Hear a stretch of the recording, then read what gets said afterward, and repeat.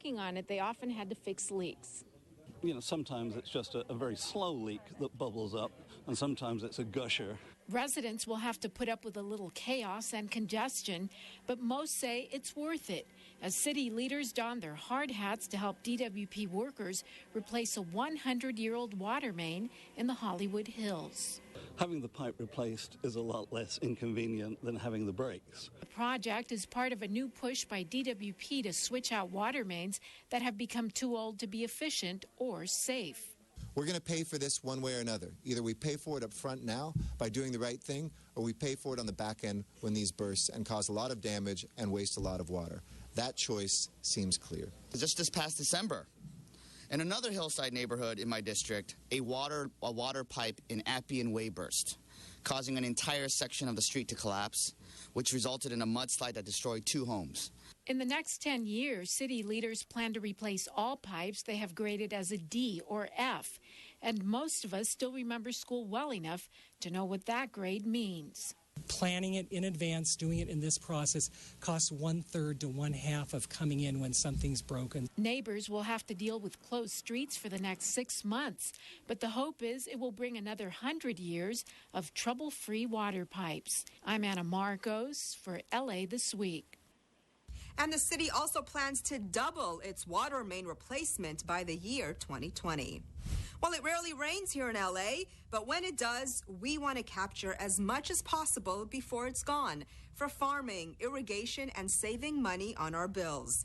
Gil Reyes shows us another LADWP project in the valley that's doubling down.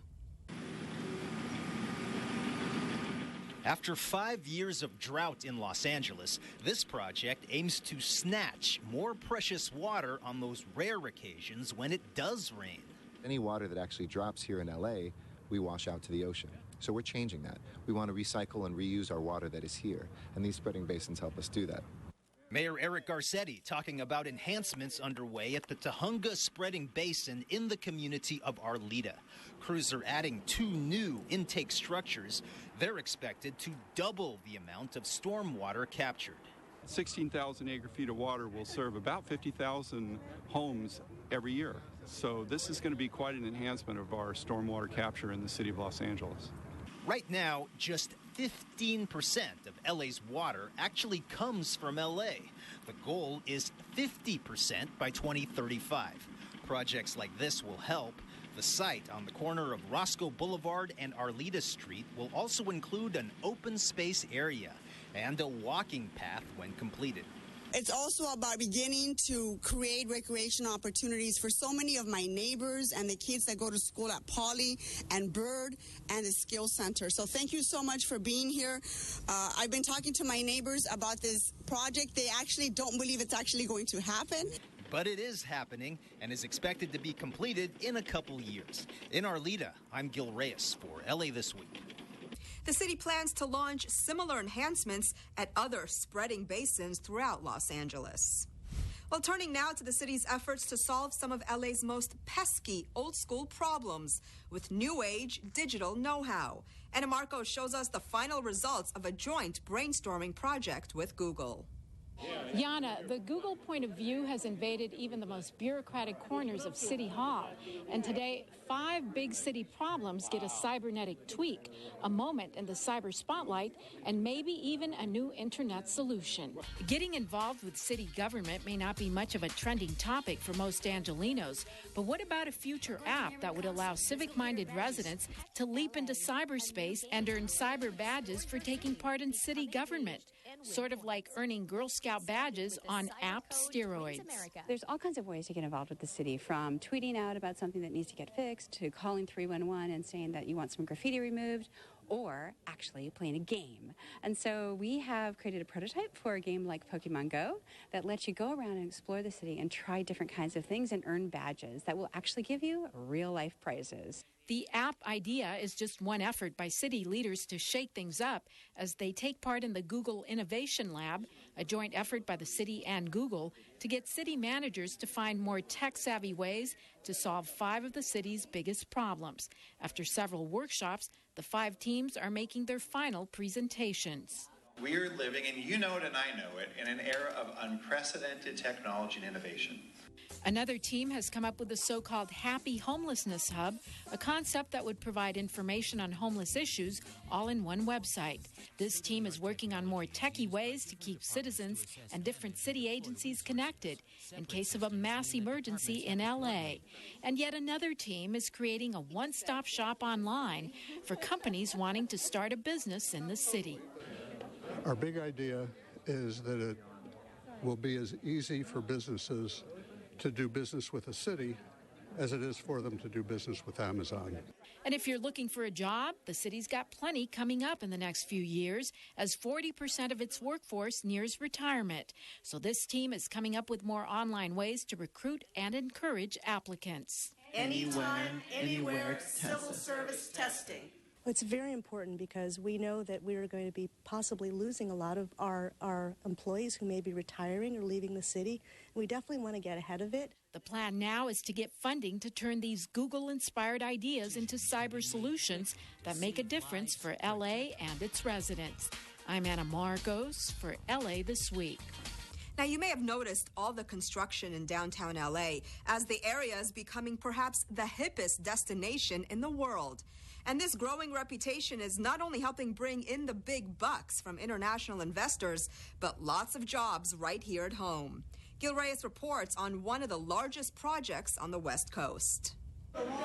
We are going all the way up, 38 stories high to the top of what will be the largest mixed-use development complex in the western United States. When completed, Greenland Metropolis will span 2 full city blocks just off the Harbor Freeway in downtown, with hotel, retail, and 3 giant towers of luxury condos. There will be 1,500 residential units, Chinese investment really booming in downtown right now. The LA Times reports 7 of the last 18 mega developments here have originated from China. You know, this is a result that people believe in Los Angeles. I love that we're seeing investment from China, from Korea, from abroad. People believe in LA and know this is a great world-class city. But it's also the result, I think, of the voters of Los Angeles voting for infrastructure improvements. I think when people see a city investing in its infrastructure, they want to build from the private sector too. So they go hand in hand. Mayor Eric Garcetti says thousands of construction and permanent jobs are created too. But will people actually live in these condos? There is speculation that the Chinese are simply buying up units to invest in, not actually live in.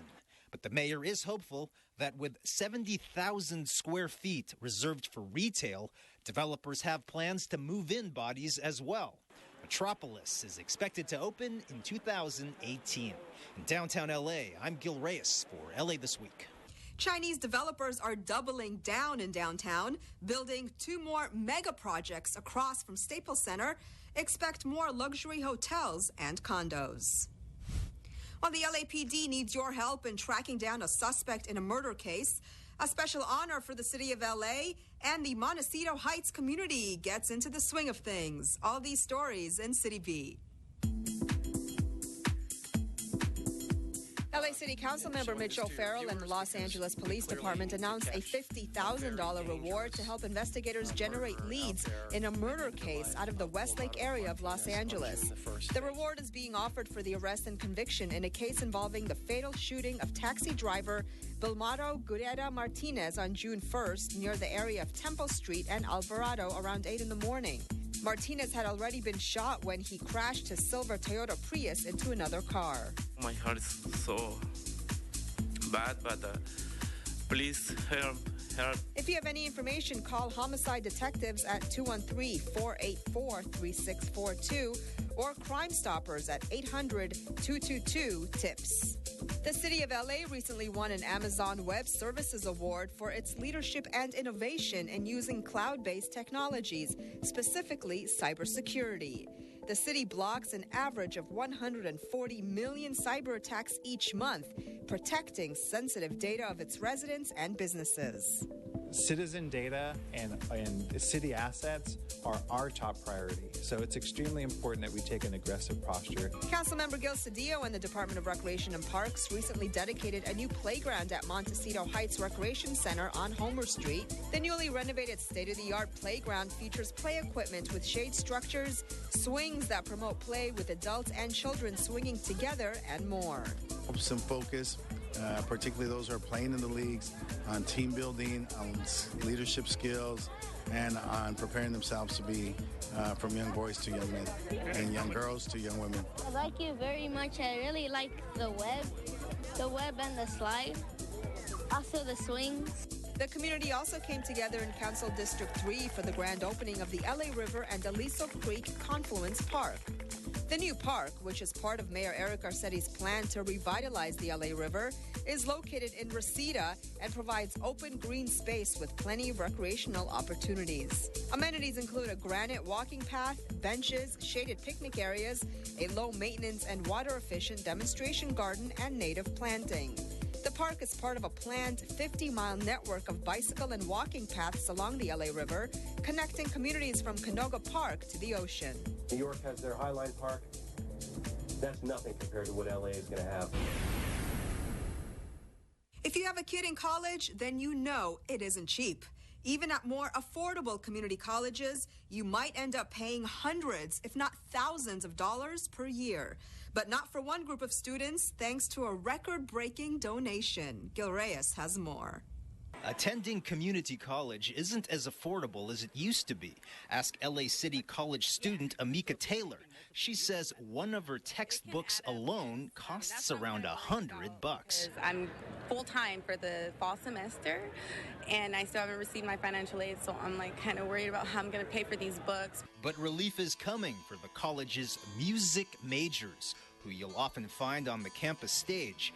Their tuition will soon be waived. It is the largest single donation to a community college in Southern California ever. $10.1 million going here to LACC, courtesy of the Herb Alpert Foundation. And yes, you heard it right the first time. This will fund free education, free tuition to all music majors. The freebies kick in next year. That's the donor, Herb Alpert, whose signature 60s ditty Tijuana Taxi helped launch a music-producing and philanthropic career. Alpert's donation will also benefit the college's low-income East Hollywood neighborhood, home to many of the students. And within each of those families is just as much talent and passion as any other family in any demographic. So I love that our community college and our community college district and our colleges can provide a place for people who otherwise wouldn't have the opportunity. Area Councilman Mitch O'Farrell wants to extend free tuition to all LA community colleges eventually. Starting next year, a pilot program is expected to provide 1 year of free tuition for incoming freshmen graduating from LA Unified Schools. But to work, more donations are needed. There's some corporation in Los Angeles who has their name on a building in LA, some large corporation who wants to train their workforce, who wants to make Los Angeles better, will write a check to all 9 of our community colleges. It'll cost about $70-80 million, and we could make community college free in Los Angeles. At LA City College, I'm Gil Reyes for LA This Week. Now, that 1 year of free tuition is expected to benefit 7,000 LA Unified students graduating in the spring. Well, who doesn't love celebrating birthdays? And when it comes to celebrating the city's birthday, it was certainly an affair to remember as hundreds of folks hit the streets to mark a monumental milestone. Rasha Goel has more.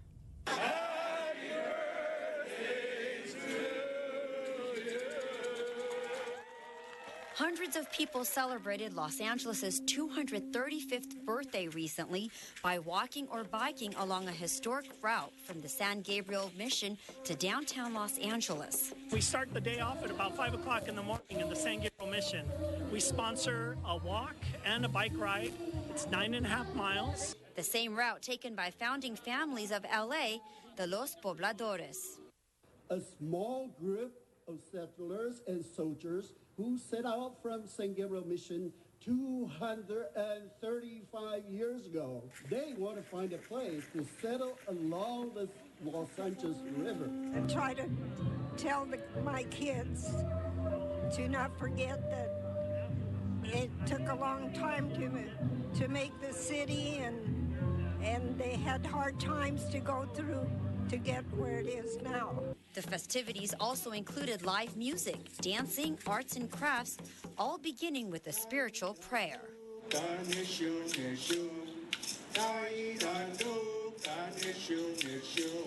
Councilman Mitch O'Farrell reflected on how Los Angeles also paves the way for a brighter future. We are an example for the rest of the world. And so let that beacon at City Hall shine bright, because there is a way into the future where there will be peace, equality, and spirituality shared by everyone, the common human thread that we all share.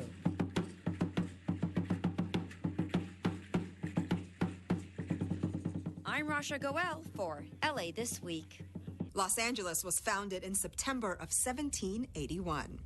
Heading over now to San Pedro, where Navy Days has been replaced with an even older tradition taking place at several U.S. cities.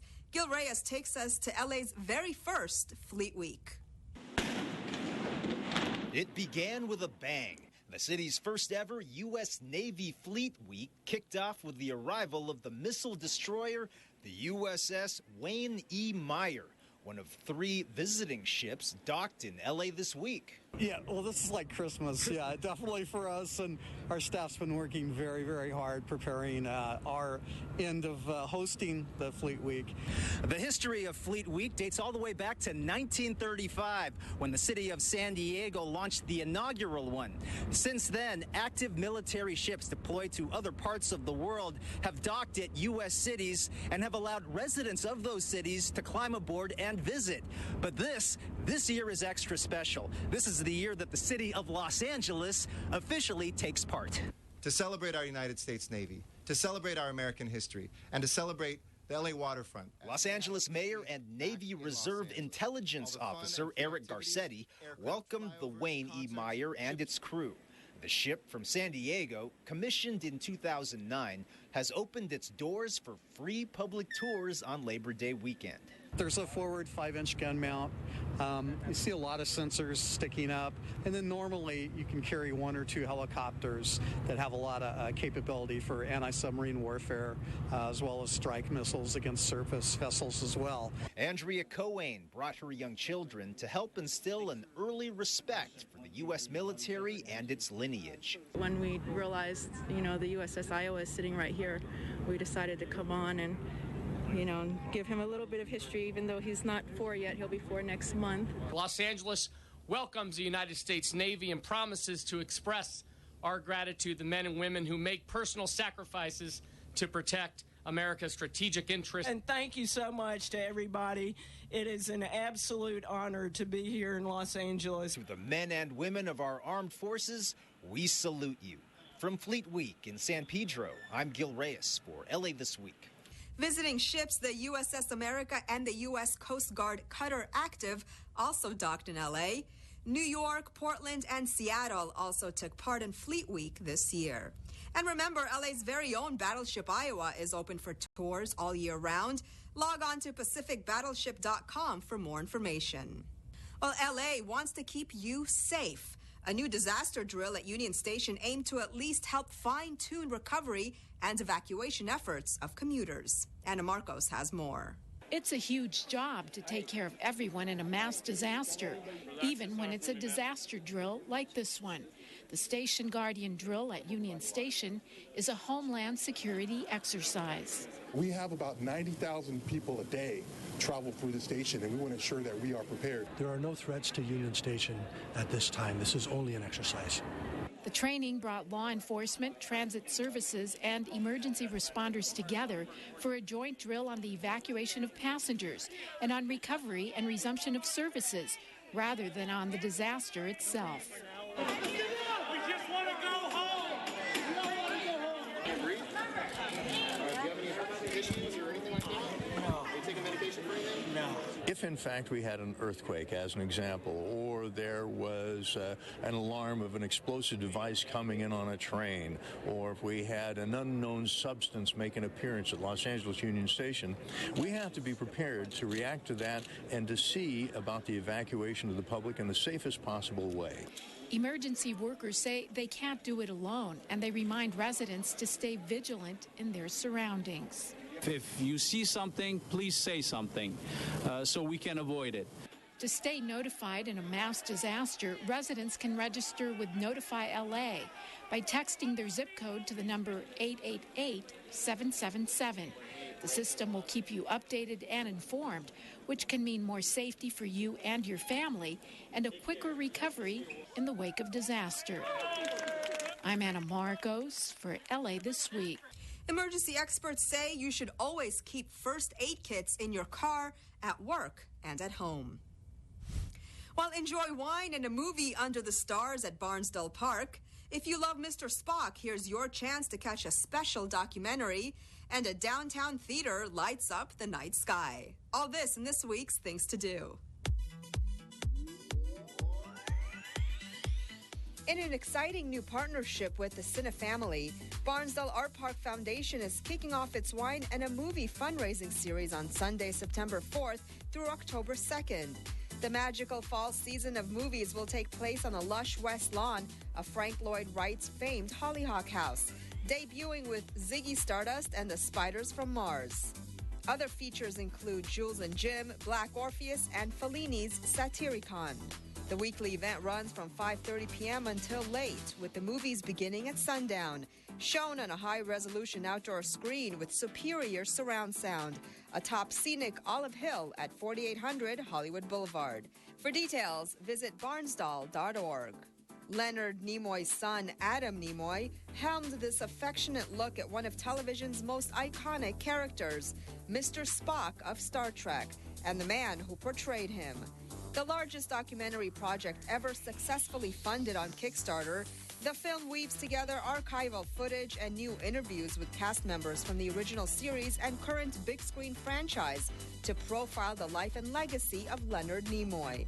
The screening takes place on Saturday, September 10th at 7:30 p.m. at the Egyptian Theater, located at 6712 Hollywood Boulevard. For more, visit AmericanCinemateCalendar.com.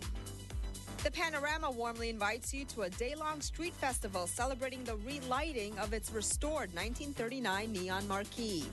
Dedicated to the wealth of diverse cultural identities and their histories in Los Angeles, the Panorama will host a lineup of talented musicians, performers, and entertainers bound to dazzle adults and children alike. The Los Angeles International Neon Jubilee will kick off at 12 noon with a dedication featuring city officials and neighborhood representatives.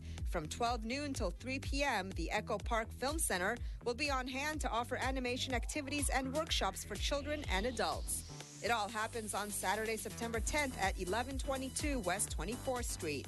For more, visit panoramaonview.org. And that's a look at some things to do. Well, that's going to do it for this edition. I'm Yana Kane from all of us here at LA This Week. Thanks for joining us. A reminder, you can catch us online at lacityview.org. You can also follow and like us on Facebook.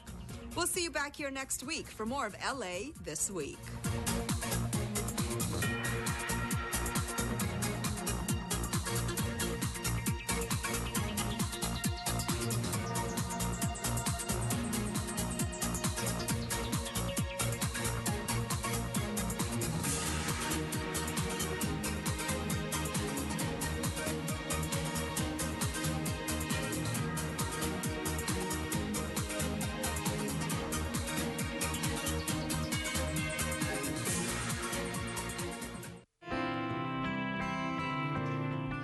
Christy Odom in Los Feliz. You're watching LA City View, Channel 35. Our city, our channel. Would you like a mustache with that?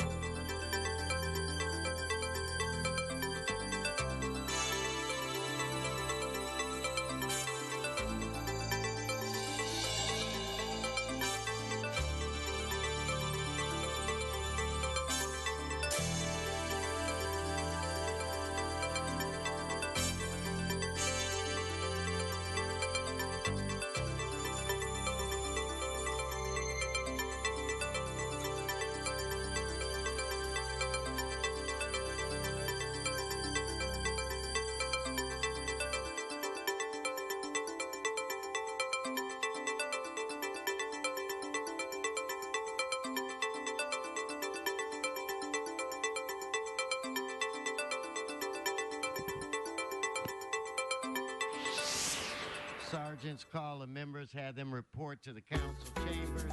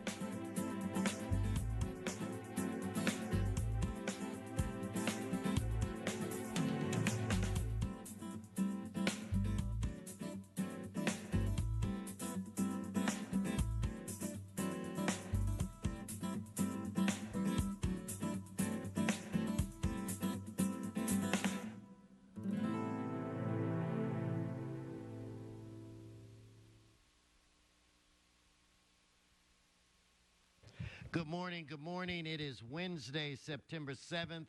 I want to welcome you to your Los Angeles City Council. This council meets every Tuesday, Wednesday, and Friday at 10 a.m. Mr. Clerk, we have a quorum. Could you please call the roll? Blumenfield, Bonabusca, Osadillo, Englander, Fuentes, Harris, Dawson, Weezer, Carrasco, Corin, Martinez, O'Farrell, Price, Rue, Wesson. 11 members present and a quorum, Mr. President. Thank you. Okay, first order of business. Approval of the minutes. Englander moves, Bonin seconds. Next. Commendatory resolutions for approval. Paul Koretz moves, Mr. Weezer seconds. Next. Mr. President, the Department of Building and Safety recommends that items 1G and 1I be received and filed inasmuch as the liens have been paid in full, and that item 1F be reduced to $8,629.85 due to partial payment. Okay, so without objection, that'll be the order. Please continue. Mr. President, items 1 through 23 are items noticed for public hearing. Okay, cards? Yes, sir. Cards on items 1, 2, 3, and 8. Okay, let's hold those items and prepare to vote on the remaining. And there's item 11 as well, Okay, sir. let's hold that. And let's prepare to vote on the remaining items. Let's open the roll. Close the roll, tabulate the vote. 12 ayes. Okay, now let's continue. Items 24 through 29 are items for which public hearings have been held. Committee reports for items 25, 28, and 29 have been circulated and are now before council for consideration. Mr. Weezer. Number 24 separately, please. Let's I would just like to vote no on number 24, so I don't need to call I got you. Okay. Okay, so in fact, let's do this. Let's vote on 24 right now, and we'll do it separately. So we're voting members on item 24. Let's open the roll. Close the roll, tabulate the vote. 10 ayes, 2 noes. Okay, now let's vote on the, I guess it's 25 through 29. In fact, Mr. Rue. Special, please. Mr. Rue calls 26. So let's vote on the remaining items. Let's open the roll, close the roll, tabulate the vote. 12 ayes. Continue, Mr. Clerk. Mr. President, items 30 through 40 are items for which public hearings have not been held. 10 votes are required for consideration. Okay, so without objection, those items are now before this body. Do we have cards? Ms. Gannison. Yes. On all of them? Or? No, sir. Cards only on item 38. Okay, let's hold 38 and prepare to vote on the remaining items. Let's open the roll, close the roll, tabulate the vote. 13 ayes. Let us continue. Mr. President, items 41 through 46 are items scheduled for closed session. Would you like to hold them on the desk? I think for the moment, I would like to do that. Continue. That takes council back to presentations or items called special.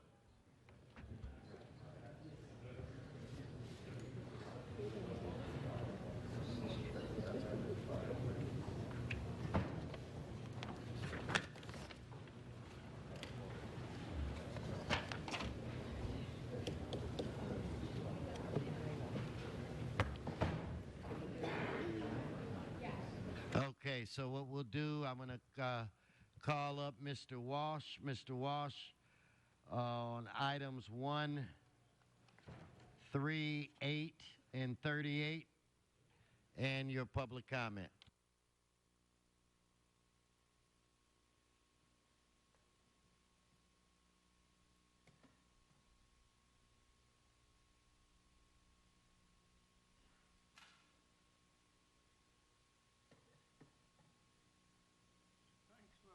Position of honor starting the meeting. 1, 8. I just want the clerk to realize That's 4 items. I'm speaking 1 minute on each item. Speak to the item. Pay attention. And I still have 1 minute left according to the rules. I can come back for 1 minute. Those are the rules. And I've talked to the mayor's office Speak about to this. the item. The items are, number 1, building and safety, nuisance abatement. You try to use this nuisance abatement against me. Number 3 is, this concerns elements of the city general plan. Most people don't even know the city has a general plan, and that includes the mayor of the city, who spends more time out of the city than he does in the city. There isn't much of a general plan. The deputies are running the city.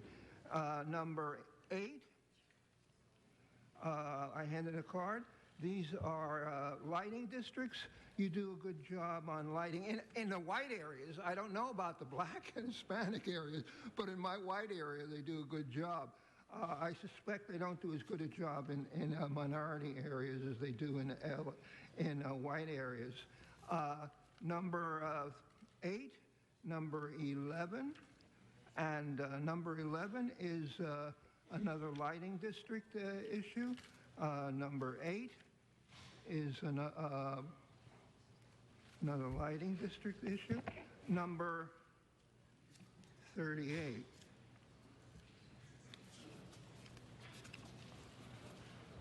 I'd like to point out that you have not called this item. Mr. Clerk, attention.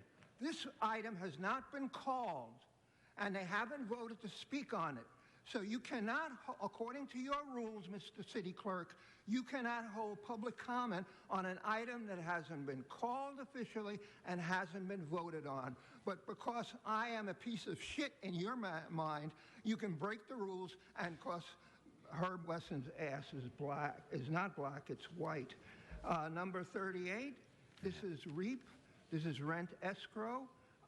Again, another good job done by the city of Los Angeles. Now I would like to go to general public comment. Give him a minute, general public comment. What a goddamn scumbag you are, Mr. And remember. Okay, go on, Mr. Walsh. Thank you. You saw on the front page of the Times 5 bad debts on his house. Front page. It destroyed your chance of your political career is over. Proposition M, Measure M, this is a half-cent sales tax. The subway is crowded at Expo because they've cut all the bus lines and crowded all the bus riders. Believe me, the traffic is worse than ever. Rail does not create lack of traffic congestion. I'd like to thank the Black Lives Matter people, especially to this piece of racist shit up here, Herb Wesson, who thinks he's a white man. They've left, they had the longest continuing demonstration in the history of the city against 2 white people. And Glenn Dake is the mayor's boyfriend. Thank you, Mr. Walsh. Have a good day, Mr. Previn. Mr. Previn, Eric Previn.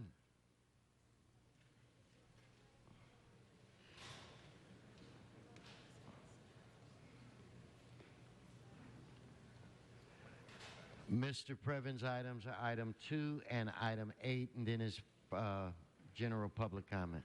Yes. The point of order, sir, there were some other items that I submitted cards on, 41, 42, and 45. And you have not yet read the information into the record. Those public hearing was satisfied in committee on those items, Mr. Previn. Okay, so you satisfied yourself in committee. Item. Thank you, sir. Item number, I guess it would be item number 2 today, which you did call up, is the Office of Finance. This is a group run by Claire Bartels, formerly of the Auditor Controller, and they are in charge of the assessments and the taxation. There's Mr. Englander. Good morning, sir. The transit occupancy taxes and the parking occupancy taxes. And then what they do is they make sure everybody's in order, and if they're not in order, sir, if they haven't been paying on time, like today it's Holiday Inn Express, twice. They have 2 items on the agenda in Mr. O'Farrell's district. And this group owes substantial money, $19,000 and $85,000. But the way they collect these things and the way those debts have been forgiven in the past has caught the attention of the public on numerous occasions, in particular, as you know, regarding the hotel in Studio City, where a great lawsuit took place over these unpaid taxes. And then afterwards, this body awarded that very same developer an egregiously good deal on a piece of city surplus property and many other incentives. And the guy's been lobbying like crazy through a lobbyist, AFRIAT, and those guys. You can find Aaron Green's slithering around in the back. It's not nice business, and it's upsetting that the Office of Finance does not do the business of the public. Instead, they're doing the business of some of the debtors in this. And that's just very, very upsetting to the public. And item number 8, we have a little bit of a celebration, if I may, for Bonins District. Here we have in CD11, some of the neighborhoods are saying no to these lighting districts. I've taken note. They have gathered, Mr. Fuentes, good morning, sir. A majority protest has been found. So though we have about 10 on the agenda today where they've been denied the protest because the people weren't organized, in Bonins District twice, and once in Fuentes District, they did it. They found a way to say, no, we don't want to be tagged by these things. So thank you for that. Now, sir, am I allowed to make a general public comment now, or you want to go for one more minute on the agenda? Well, you have time on your comment for the item 38 specific I did sign items. up for, which is the swimming pool, and that's certainly fair shot because it's a congratulatory item. I know you like those. It's just the criticisms that you're not fond of. So this one is a thank you. I believe it's to Krikorian for yet another funding. Once again, we've seen all the council members extending the timing on their swimming arrangements for the public, which is outstanding. We expect it, of course, because it's been warm in September and October for many, many years, but we very much appreciate it. That is the kind of stuff, as I've said to Blumenfield and others, that we appreciate from the council, but they're all tiny little droplets when we really do know that today on item number 3 we're going to hear some good news about the Quimby fees in the parks, and I'm looking forward to that because in our park environment we have many different factors, including Prop K, where we have done some investigating, and unfortunately there's a lot of behind-the-scenes Prop K spending that this body would be very, very interested in, but we don't have time today. So in general public comments, sir, those 3 items that I mentioned earlier, 41, 42, and 45, are in fact legal. We don't know if they're going to be settled, but we expect they will. The first one, 41, is Marie-Rose Sapin, who's a French woman. She works for Jones Day. That's a law firm over in France, Westall. You know those guys, right? They're the big county helpers. Well, she's suing the city, and we're going to find out what happened. It was a trip and fall, another egregious trip and fall. This one was up in the hills above Griffith Park. Item number 42 was right on the corner of Hauser and Wilshire. That's in Jameson territory. On one corner, you got a Union Bank. One corner, you got a Chase Bank. One corner, you got a Starbucks. And the other, you've got IHOP, so it's hard to understand why their insurance wouldn't cover such a thing, but we're being sued for a trip and fall right at that corner. We're going to find out the outcome. To refresh your memory, the Willits case was a $1.something billion over a number of years settlement that you guys made for not fixing these curbs and sidewalks for a very long time on city property, I thought mostly, all over the city, of course, but it's hard to understand why in all these cases some of the insurance companies are not toting some of this. I mean, why is the city responsible for its own bungles time and time again? But sir, the reality is that we want an opportunity to hear about the details. Thank you. Thank you, Mr. Previn. Thank you very much.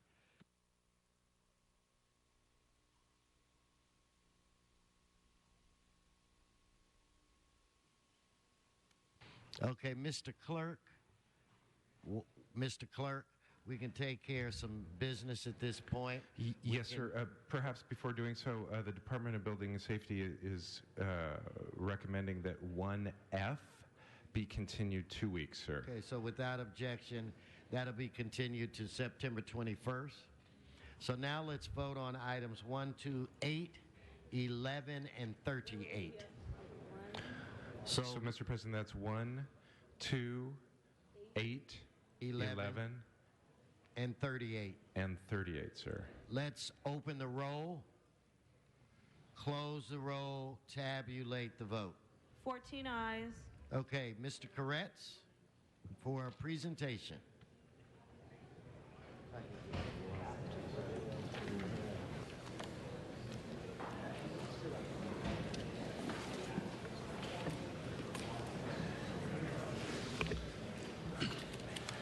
Thank you, Mr. President, and colleagues, and everybody here today.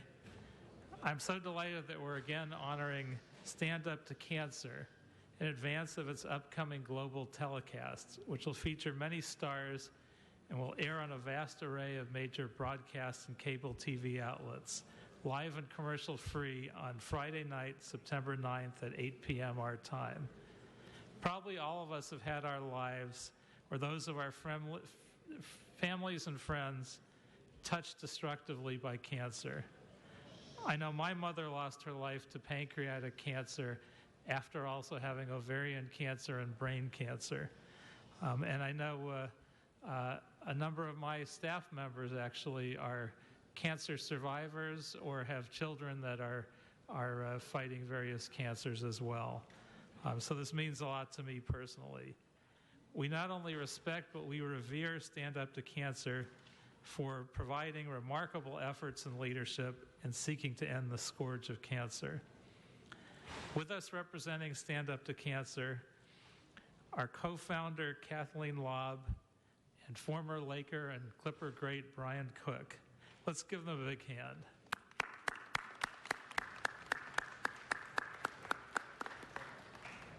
Stand Up to Cancer and everyone involved with it are among today's most remarkable champions for bettering the human condition, because Stand Up to Cancer strives heroically to rid us of cancer. Stand Up to Cancer raises a tremendous amount of funds and supports and leads extraordinary, dynamic scientific collaborations and bold, innovative research. And in doing so, offers hope, eases pain and anguish, and ultimately saves untold numbers of lives. Stand Up to Cancer was founded in May of 2008, and since then, its star-filled biannual telecasts have been viewed in more than 190 countries, raising awareness while generating an amazing amount of funding. Those contributions have enabled a dazzling surge of cancer research. What's especially exciting is that Stand Up to Cancer is so often a high-risk, high-reward nature meant to deliver results quickly so that we might benefit quickly and that other breakthroughs might be sparked synergistically as we leapfrog towards the most effective therapies, remedies, and cures. So much of the volunteer effort that makes this vital research possible is undertaken and accomplished by people and businesses right here in Los Angeles and in Southern California, including in particular the entertainment industry. We often discuss how much this great industry means to our city and region artistically and economically and culturally, but it's the industry's volunteer contribution through Stand Up to Cancer alone that is absolutely breathtaking. Of course, we applaud the stars who take part in the telecast, but there are also behind-the-scenes executives and networks and studios, and frankly, everyone from all levels of the industry who give their time, effort, and resources.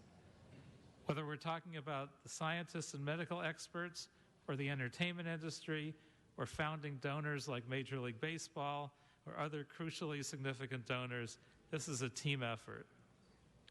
And now it's my pleasure to invite you to watch the following sizzle reel that will show and tell you a little bit more about Stand Up to Cancer.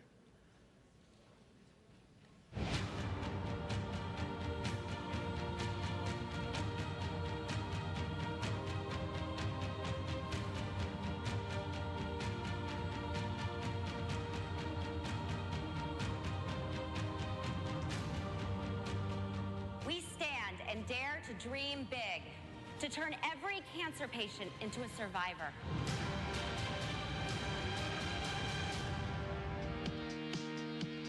Stand Up to Cancer mandates scientists to work together. It's no longer one size fits all. Our understanding is going to allow us to tailor therapy for patients that'll be much more effective and much less toxic. Stand Up to Cancer changed the culture of how we do science. The Stand Up to Cancer team has moved science forward faster than ever before. We've got drugs that are actually now going into patients and treating patients with disease because of this Dream Team concept. It is the best dollar spent in this country for support of cancer research and benefit of patients. There's a sense of kind of palpable energy and excitement that we may be on the cusp of some significant changes.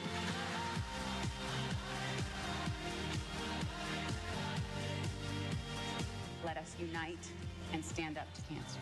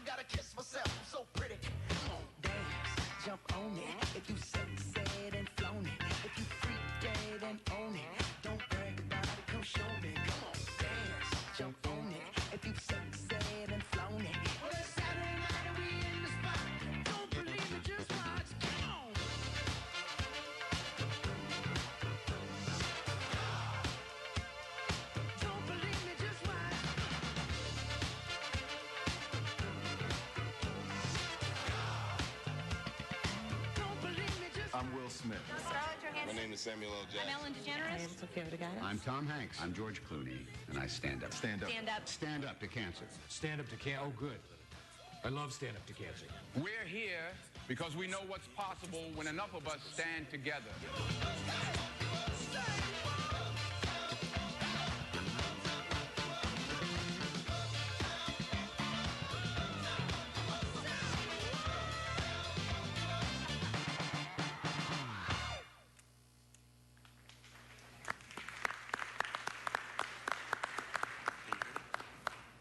Now I'd like to ask Brian Cook to say a few words.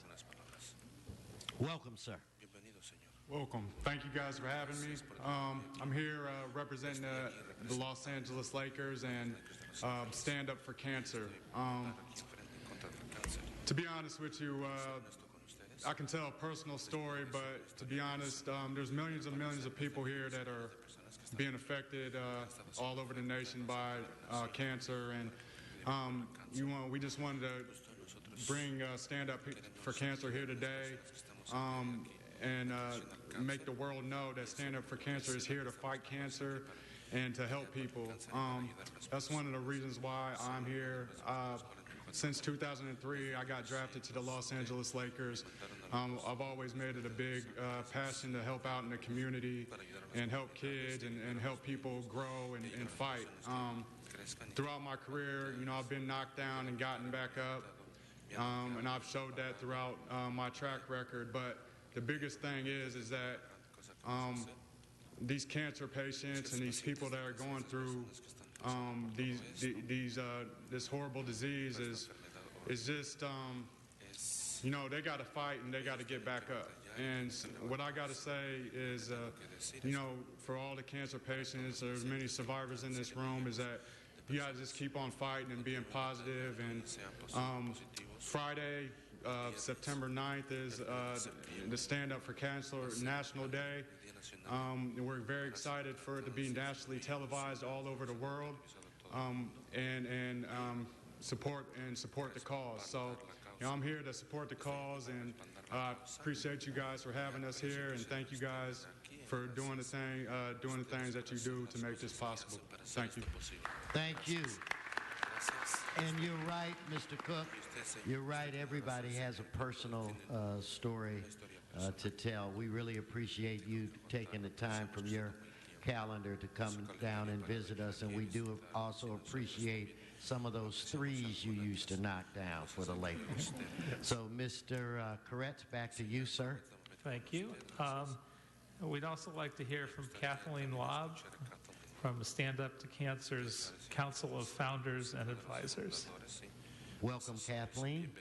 Thank I you. almost bumped into you in the hallway. I apologize for that. They're all, well, we're so delighted to be here today and for the incredible support that all of the council members provide, particularly Councilmember Koretz and the mayor, that we are continuing our tradition of establishing the day of our telecast as Stand Up to Cancer Day in Los Angeles. And I can't begin to say enough how much this extraordinary movement and initiative is really born of Los Angeles.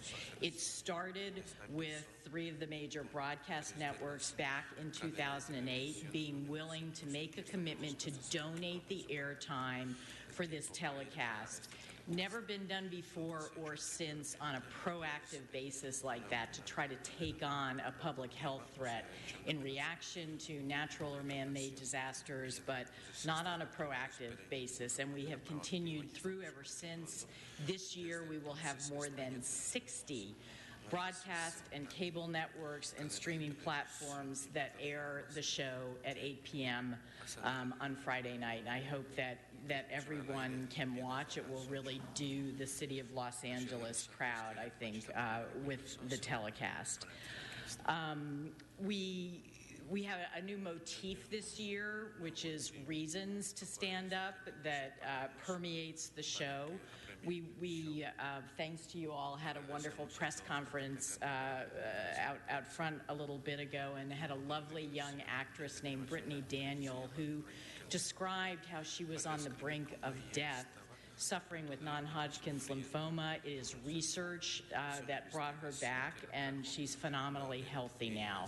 Brittany is my reason to stand up, and all those other people out there who are contending with cancer and not ready to talk about it. So fast forward from 2008 until now, we have 19 DREAM teams. We have 2 new FDA-approved therapies, many other on the horizons, all of which flowed from this initiative that was started right here in Los Angeles. So I want to express my gratitude to the council, to the people of Los Angeles. I hope everyone can tune in on Friday night or watch it while it's streaming on the computer afterwards.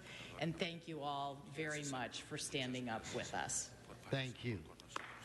Thank you so much. Well, thank you, Kathleen. And so I urge everyone to tune in to the telecast on Friday, September 9th at 8 p.m., live from the Music Center's Walt Disney Concert Hall. And finally, if there's no one on the queue to speak, it is my honor to present this official proclamation to Stand Up to Cancer. It is signed by the mayor, the city attorney, the city controller, and of course the entire city council. And I'll just read the briefest excerpt. It states that this grateful city treasures all involved in Stand Up to Cancer because the fight against cancer is a vital grassroots movement of dedicated activism and devoted skill for the sake of compassion, progress, life, and good health. The City of Los Angeles hereby salutes and celebrates Stand Up to Cancer by declaring September 9th, 2016, Stand Up to Cancer Day in the City of Los Angeles. So thank you, everybody.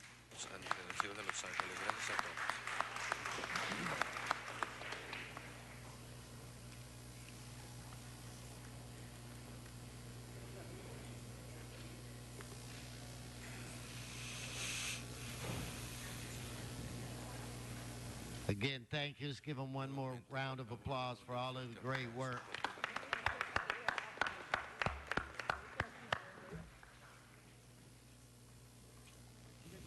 All right. Mr. Krikorian, we have about 5 items, 6 closed session items, and I need some guidance.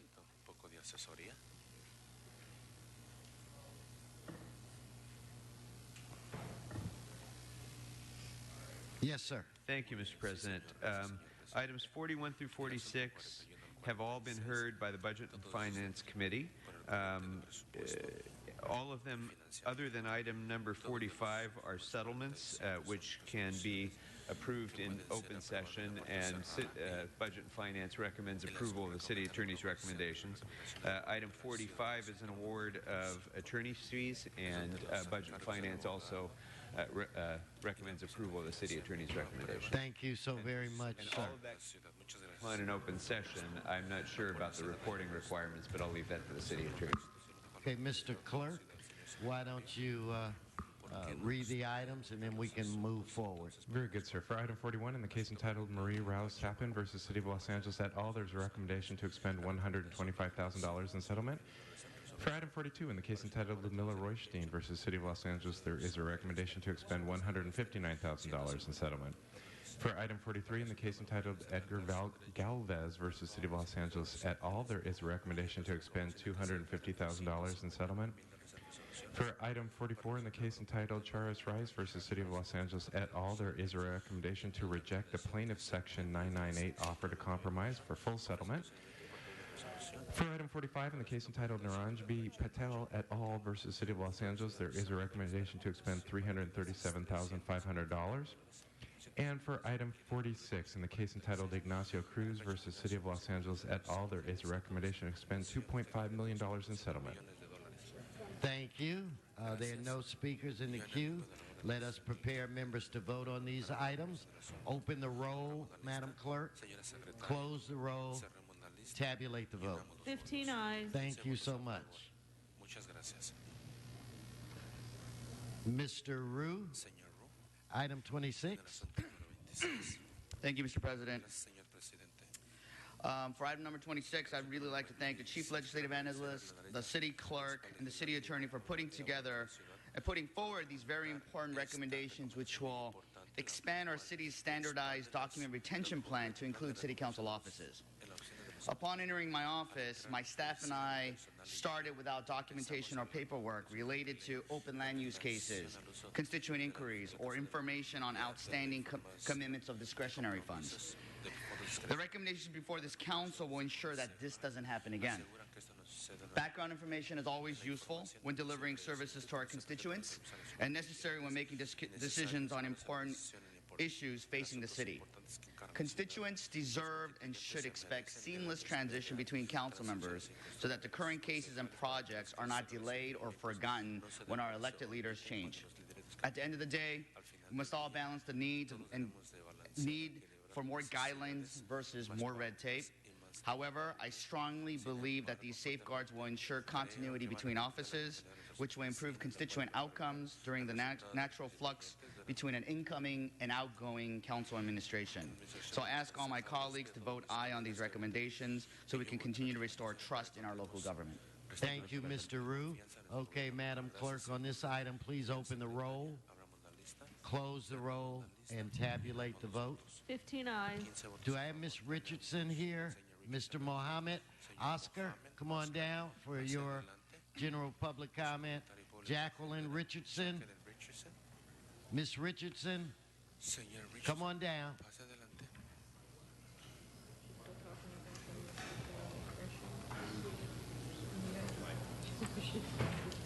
Mr. Mohammed, the mic is yours, sir.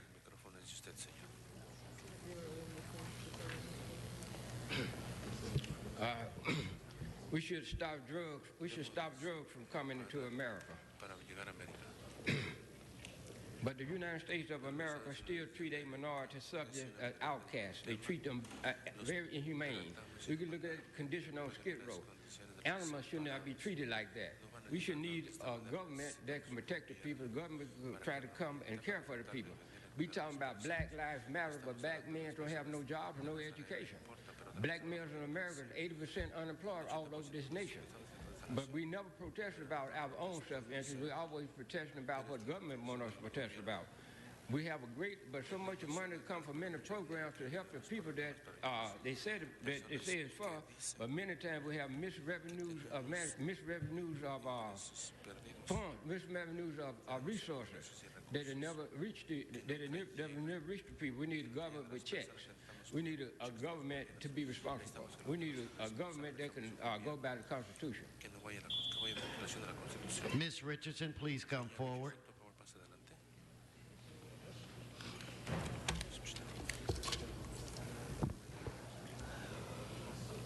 If the city fathers have problems, they could ask some of the large Russian families that have over 1,000 children to help them with their problems. If you're nice to them, they can help you within 15 minutes. They have, one man is the head of the family. He has fathered over 1,000 children. They have between 1 and 1,000 children, or sometimes have over 1,000. I don't know that much about it. I just know a little bit. They're scattered in different parts in the nearby vicinities. The children may not have their father's last names. They have all kinds of jobs If the city has any kind of problem, whatever, no matter what it is, if there's some of those large Russian families, there are between 3 and 7 large Russian families, they can help them with those problems within about 15 minutes if you're nice to them. Thank you, Ms. Richardson. Okay, it's my understanding, Mr. Clerk, that the amendment on item 3 has been circulated. So, Mr. City Attorney, what I'm going to do is I'm going to have a hearing for a half hour, 1 minute per person, and I'm going to try to get as many people as possible. So let's start off with, I think it's Eric Goodell, Wilson High. Eric, are you here? Eric, please come forward. Eric, followed by Marie Ramsey, followed by Alicia Witzling. Mr. President, that amendment that you refer to is motion 3A. Michael Kaufman, Jonathan Herrera, Paul Simon. Go ahead, Marie. My name is Marie Rumsey, and I'm here on behalf of the Central City Association. I'd like to thank Councilmember Weezer and his staff for working with us over the last few months to refine this ordinance. I would also like to thank City Planning for their collaboration. We believe extending the effective date of the ordinance to 120 days after adoption represents a balanced approach to ensure that most projects in the pipeline do not get surprised by a new park fee.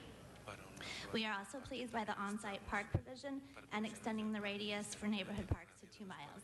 Thank you for your consideration. Thank you. Next, just come and identify yourself, please. Hi, Alicia Witzling with the LA Area Chamber of Commerce. On behalf of the LA Chamber and our 1,600 members and over 650,000 employees, we want to thank the Planning Department and Weezer's office on the effort that they've been making on revising the park ordinance. We recognize the important role that parks play in LA, making LA a desirable destination to live in, and we support the efforts to simplify the process to utilize park fees generated by new residential development.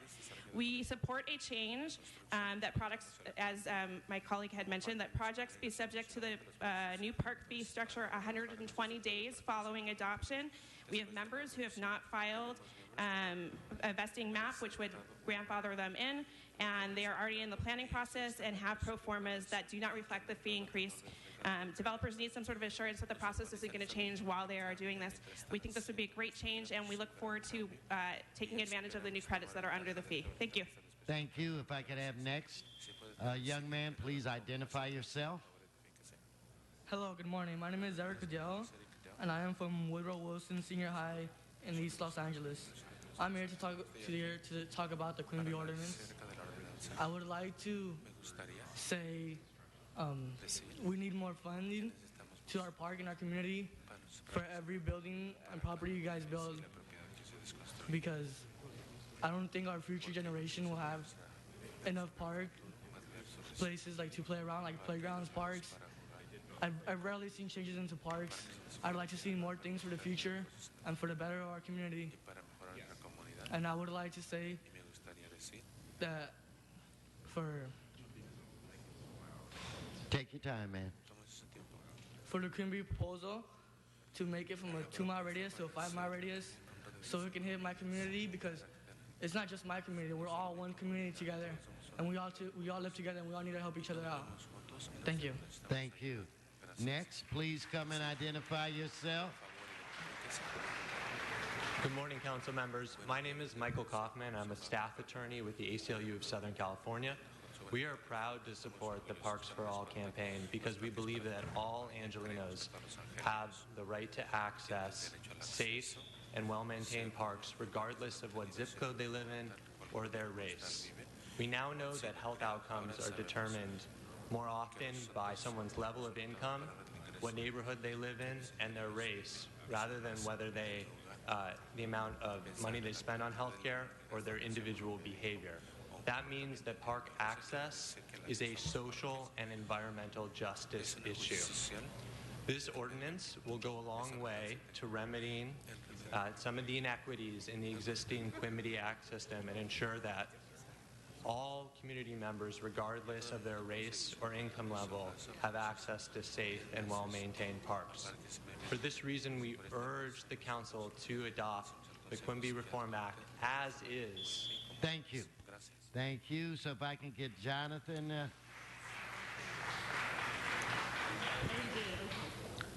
Morning, council members. I'm Dr. Paul Simon with the LA County Department of Public Health. Our department supported the plan for a healthy LA adopted last year, and we support the mayor's Vision Zero initiative. An important focus of our department is on strategies to prevent heart disease, diabetes, and other chronic illnesses, which are the leading causes of death and the major drivers of health care costs in Los Angeles County. One of the best ways to prevent these diseases is to be physically active. Evidence suggests that parks can help promote physical activity among both children and adults. We recently released this report, Parks and Public Health in Los Angeles County. One of the key findings is that communities across the county with less park space on average have higher rates of premature death from heart disease, diabetes, and stroke, and higher rates of childhood obesity than communities with more park space. The findings suggest that expanding park access in park-poor communities could be an important strategy for reducing the stark disparities in health that we see across the city of LA and the county. Thank you. Next. Yes, sir. Good morning, Jonathan Herrera with VICA, the Valley Industry and Commerce Association. Although we have serious concerns about the proposed park fee update, including the sharp increase in fees, we do see some progress this ordinance has made. We strongly support the amendment adding a 10-day timescale for projects to receive written verification of early consultations. Without this clause, projects would be unreasonably delayed. We also support the grandfather clause, which would exempt projects that would otherwise be subject to a park fee that have acquired vesting rights prior to the effective date of this ordinance from the park fee. However, it is crucial to clarify that projects that would otherwise not be subject to a park fee, which have paid its plan check fees prior to the effective date of this ordinance, also be exempt from the park fee. We remain concerned about the steep increase in fees and urge you to consider a longer phase-in period for those fees. If fees must be raised, increases should be reasonable and allow developers to plan for the future. Thank you for your considerations. Thank you. Okay, Madam Clerk, hold the clock for a minute. Stop it. I'd like to now call up Dennis Buckley, Diane, I think it's Siwa, Kelly from, I can't make out the last name, Valera from Wilson High School, and I have a Gwendolyn from the Community Health Council. Please come forward. I think a Jennifer Gill. Sir, come forward and identify yourself. Good morning. My name is Dennis Buckley. Me and my team are here representing the LA Conservation Corps. We are part of Parks for All campaign because we believe in investing in parks and is an investment in the health and safety of our communities, our environment, and our economy. In many parts of LA, children of color are forced to play in streets, alleys, and vacant lots, or not at all, because there are no safe parks nearby. Public parks serve as backgrounds, gyms, and after-school programs for millions of Angelenos who can't afford their private amenities. Adopting this ordinance is an urgent and achievable step in addressing LA community development and health equity needs and will help build the world-class park system that LA deserves. Council members, we ask that you pass this Quimby Park free ordinance as is today, and let's get work on creating a greener, healthier, and more livable city for Angelenos that we not only need, but we deserve. Thank you. Thank you for coming down. Next, please come and identify yourself. Hello. I want to start off by saying thank you to everyone that's here present. Tell me your name, please. Oh, yeah, and for giving me the chance to speak. My name is Kelly. I live in El Sereno, and I attend Woodrow Wilson Senior High School. In the city that I live in, I see so many buildings and not so many parks. I think that it's not fair for the business owners and the ones who set up buildings don't build in their communities but in ours. All members of the community should have a place to hang out and socialize at parks. We go out of Los Angeles to see beautiful sights when we can have some of those sights here. We need environmental and park equity in East Los Angeles, and let's vote yes on the Quimby reform. Thank you. Thank you. Next. Come. Hello, my name is Diane Silva. I work with the Trust for Public Land. We have a mission of delivering parks that are within a 10-minute walk of every home and family. We support the Parks for All campaign because we believe that investing in parks is an investment in health and safety for the communities of Los Angeles. In many parks of LA, there are no safe places for children to play, so they end up playing in the streets or alleys or only in their backyards. And public parks really are the backyards and gyms for Angelenos that can't afford those private amenities. So even with the proposed modest increase, LA will still be behind many neighboring cities like Glendale and Pasadena as far as fees go for Quimby. Adopting this ordinance is an urgent and achievable step towards addressing LA's health needs. And we would really urge you today to pass this ordinance as is. Thank you for your time, and thanks so much to the Parks for All campaign and the leadership shown by Rec and Parks Department in moving this issue forward. Thank you. Please come forward. Good morning. My name is Jennifer Gill. I'm from the Westlake MacArthur Park area, and I urge you to support Parks for All. We have a lot of issues there in MacArthur Park in terms of health, safety. Safety is a huge issue. So please support this Parks for All ordinance. Thank you. Thank you. And before you start, if I can, I'm looking for Alina Bokti. There is a Camille, can't make out the last name, Los Angeles Neighborhood Land Trust, Andrew Garcia, Anthony Orozco, Allison Bartell. Yes, ma'am. And, Mr. President, pardon me, in the meantime, amending motion 3B has been submitted and is circulated now for council's consideration as well. Thank you. Yes, ma'am. Good morning, Council President and members all. I'm Gwendolyn Flynn. I'm with Community Health Councils. We're a health policy education organization in the Crenshaw District of South LA. We're part of the Parks for All campaign because we believe that regardless of zip code, race, income, we all deserve safe and well-tamed public parks in our neighborhoods. It's no coincidence that most park-poor neighborhoods, including South LA, have the highest rates of childhood obesity and premature death from heart disease and diabetes. I think Dr. Paul Simon spoke to that.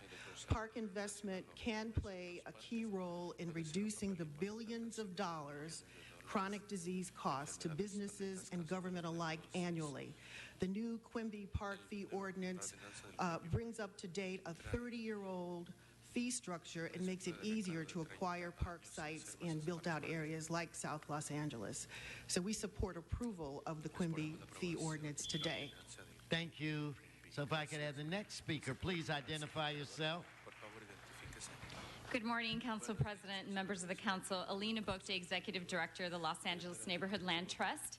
Very excited to be here this morning. I'd like to just ask everyone who's in the audience who's here to support the Parks for All Coalition and Quimby Reform to please stand up.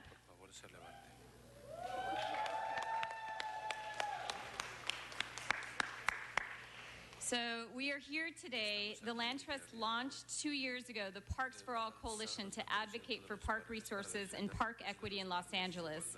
Today, as you just see by the folks dressed in green in the chamber, we've built a diverse and growing urban parks movement that includes 68 local and community-based organizations, issue experts, and over 1,000 residents who all believe that no matter where you live, color of your skin, or how much money you make, all Angelenos deserve to have a safe and well-maintained public parks in their neighborhood.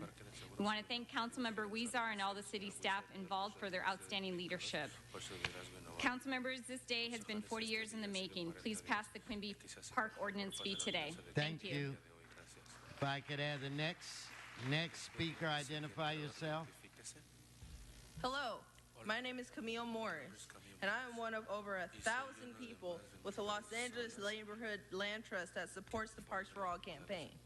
I live in City District 10, and throughout my life, I've traveled all over Los Angeles County, from downtown to South LA, Cypress Park to North Hills, just to name a few places.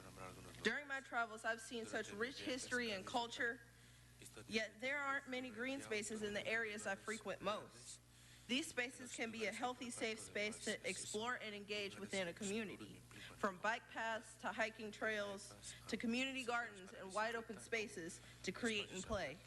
Statistically, a person who is exposed to these spaces are at least 2 times less likely to be obese or have many other health problems like respiratory diseases and diabetes, let alone these spaces can increase happiness within a community. As a proud Los Angeles resident, I believe everyone should have equal access to green spaces in neighborhoods like mine, like South LA. Deserve a safe park. Thank you. Thank you. So if I can get the next speaker.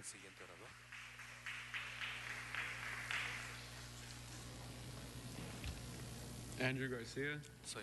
Good morning, everyone. First of all, I would like to thank the members of the board for giving me the opportunity to speak right now. I am a junior at Woodrow Wilson High School. I live in City Terrace, but most of the time I find myself at Ascot Hills and El Sereno Park. Wilson plays a big role in our community by restoring Ascot Hills. Our goal is to make sure that the future generation has a park like Ascot Hills. By saving our parks, we have a cleaner environment and a healthier community. Communities of color need more park space in Los Angeles as well as throughout the city. We ask for your support with the Quimby reform. Thank you.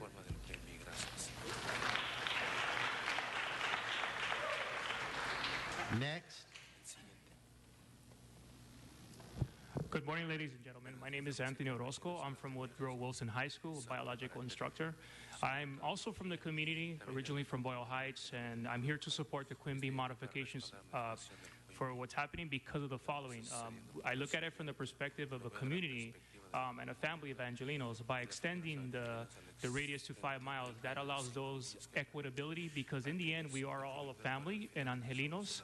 And what's important too is that these programs, by increasing funding and also new parks, it allows kids at risk, students at risk, supporting programs during the summer, and it's very important for us. I just want to say that thank you for your time and take care.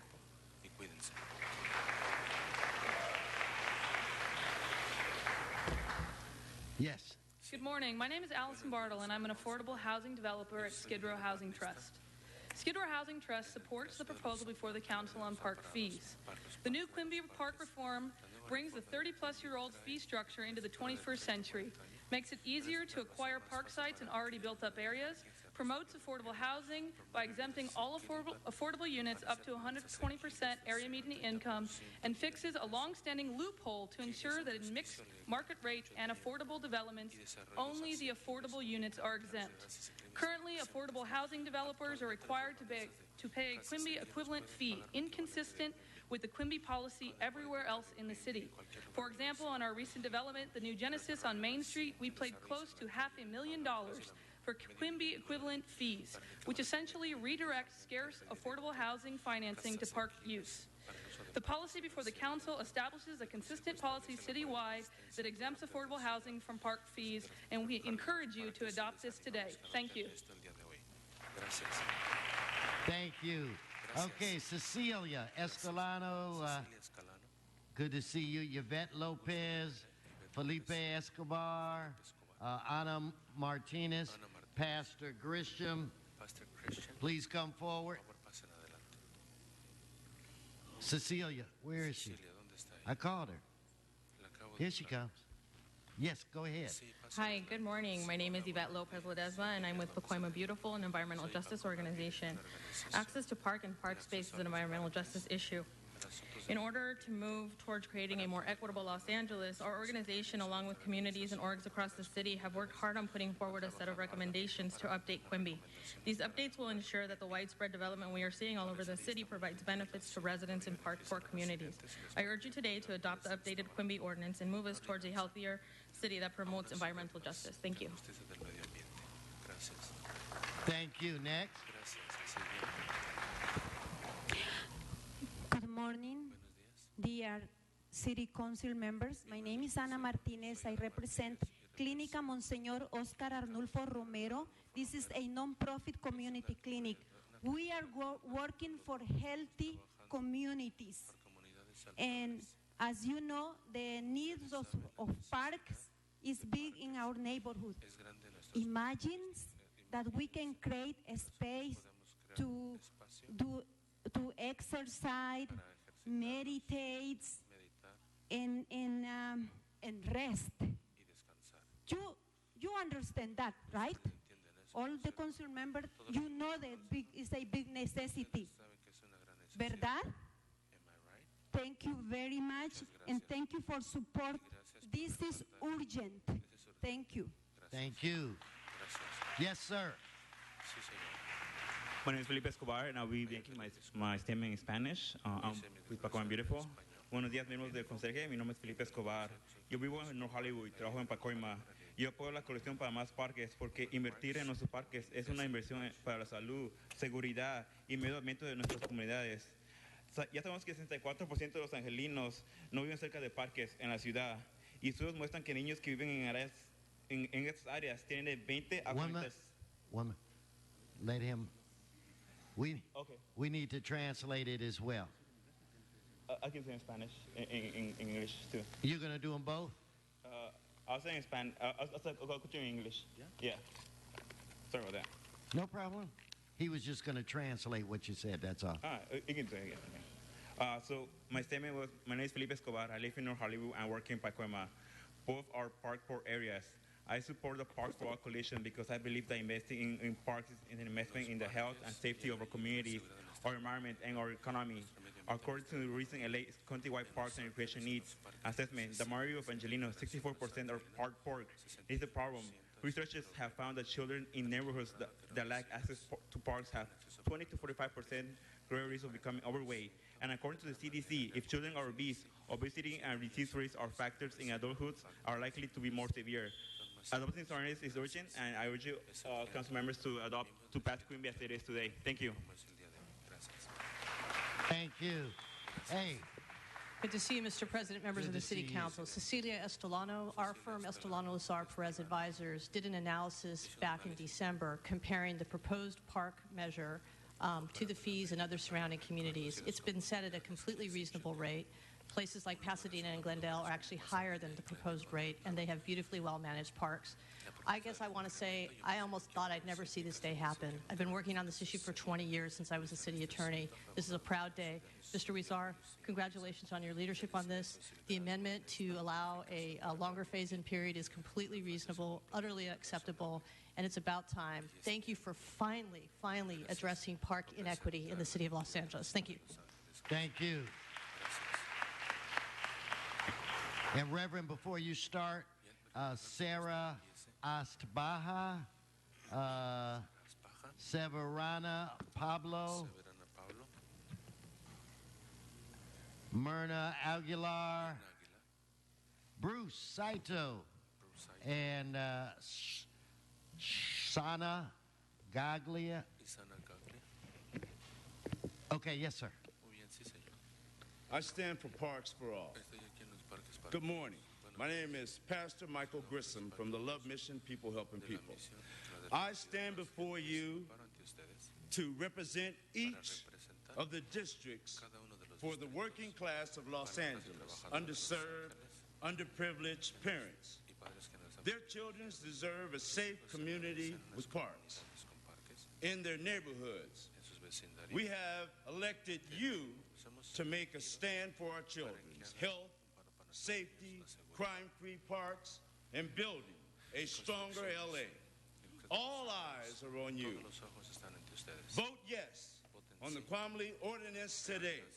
While we are at work to pay our tax dollars, we expect you to manage to provide a plan for our children to get the best Los Angeles has to offer. Show us your heart. Vote yes. Thank you, sir. Please come forward, identify yourself. Yes. Good morning. My name is Sarah Otzbaha, and I'm here on behalf of NRDC to thank the council members, specifically Councilmember Huizar, for shepherding Quimby into the 21st century. NRDC is proud to be a member of the Parks for All campaign because we believe that investing in our parks is essential to the health and safety of our communities and our environment. I'll keep this brief. I just wanted to urge your yes vote today. This is an important measure and an historic moment for Angelinos everywhere. Thank you. Thank you. Next. Buenos días. Buenos días a todos. Can I get the translator if you wait one moment? Mi nombre es Severiana Pablo. Estoy representando aquí las comunidades Panorama y North Hills. Buenos días, mi nombre es Severiana Pablo. Good morning, my name is Severiana Pablo, Estoy representando aquí a mis comunidades, and I'm representing here my communities, Panorama City y North Hills. Panorama City and North Hills. Yo solo aquí vengo a pedir, por favor, que nos ayuden con los parques, I am only here to request to help us with parks a que tengan más áreas verdes, so that we can have more green areas, vigilancia, security, para que así nuestros niños puedan jugar a gusto so that our children can play happily, y así ellos también sean unos jóvenes and so that we can become a youth, que se concreten a cuidar nuestra comunidad. so that they can get together to help our community. Queremos jóvenes activos We want active young men, y queremos también jóvenes y jovencitas and we want young men and female que lleguen a gusto a ese parque. to come and join together to the park. Le agradecería que por favor tomaran en cuenta o que nos dieran el apoyo para la ley. I want to thank you and to have in consideration to get the support for the law. Nuestra concejala ha estado trabajando muy a gusto con nosotros. Our councilwoman has been working very happy with us. Gracias, concejal. Thank you, councilwoman. Gracias, concejal Wizard. Gracias, council member Wizard, for your support. Okay, come forward, Bruce. Good to see you. Good to see you, Council President. Bruce Saito, Director of the California Conservation Corps, and I'm here in support of the Quimby measure.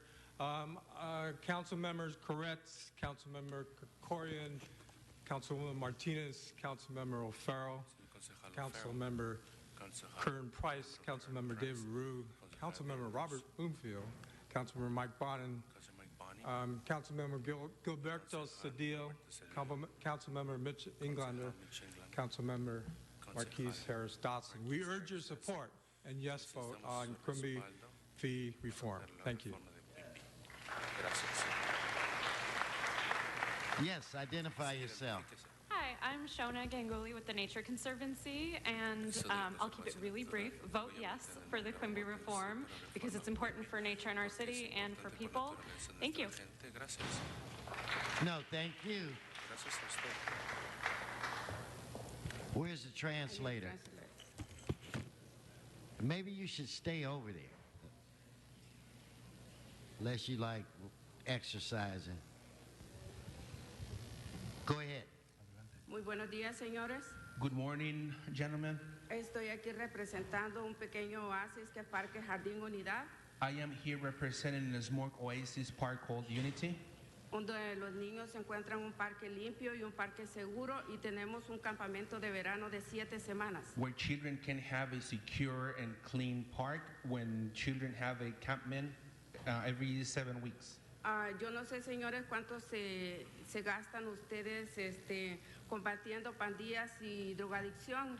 I don't know how much money you guys spend on fighting gangs, violence, and drug addiction. Pero yo pienso que lo más importante, como mi abuelito decía, el mal erradicarlo desde abajo. But I think that the most important thing is, as my grandfather used to say, we have to get the evil from the bottom up. Y enfocarnos en nuestra niñez. And to get focused on our childhood. Yo creo que ninguno de los jóvenes pandilleros tenían sueños de ser pandilleros cuando eran niños. I believe that none of the gang members had dreams of becoming gang members when they were children. Ellos querían ser policías o bomberos. They wanted to be policemen and firemen. O probablemente concejales. Or perhaps council members. Pero en la esquina, cuando sus padres estaban trabajando, But when their parents were working and then at the corner, lo único que encontraron fueron drogas y pandillas. the only thing they found were drugs and gang members. Les pido de todo corazón, señores, I ask you from the bottom of my heart, gentlemen, que apoyen nuestro plan Quimby. to support our plan Queen Bee. Si tenemos comunidades saludables, If we have healthy communities, creo de todo corazón I believe from the bottom of my heart que tendremos sociedades saludables. that we will have healthy societies. Que Dios los bendiga. God bless you. Thank you. Zihali Hernando, Malcolm Harris, Marta Segura, Sylvia Rivera,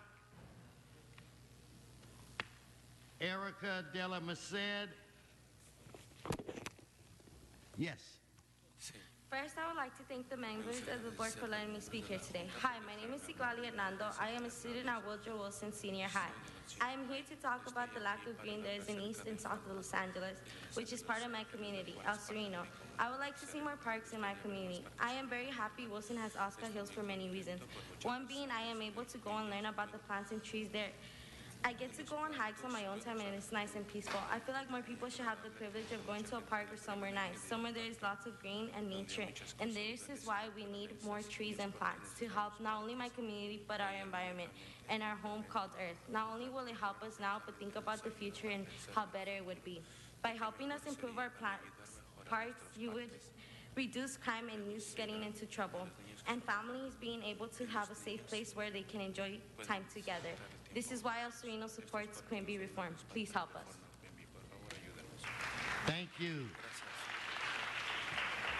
Yes, sir. Morning, Malcolm Harris, Director of Programs at Trust South LA.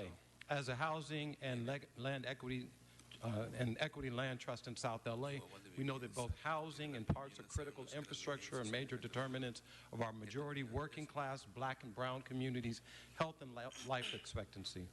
Chronic underfunding of both affordable housing and parks has without a doubt shortened people's lives and reduced community safety and economic opportunities. For our community, parks and green space are environmental, equity, and economic and social justice issues. We hope the City Council will do the right thing today and adopt the revamped Quimby Ordinance. Passing this ordinance is a necessary and achievable step in comprehensively addressing LA's complex community development needs. Thank you. Translator.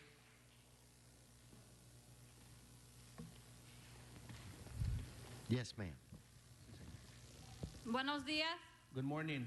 Mi nombre es Erika de la Merced. My name is Erica de la Merced, Vivo en el Distrito 1, MacArthur Park. and I live in District Number 1 at MacArthur Park. Soy miembro de Los Ángeles Neighbor Land Trust. I am member of the Los Angeles Neighborhood Land Trust.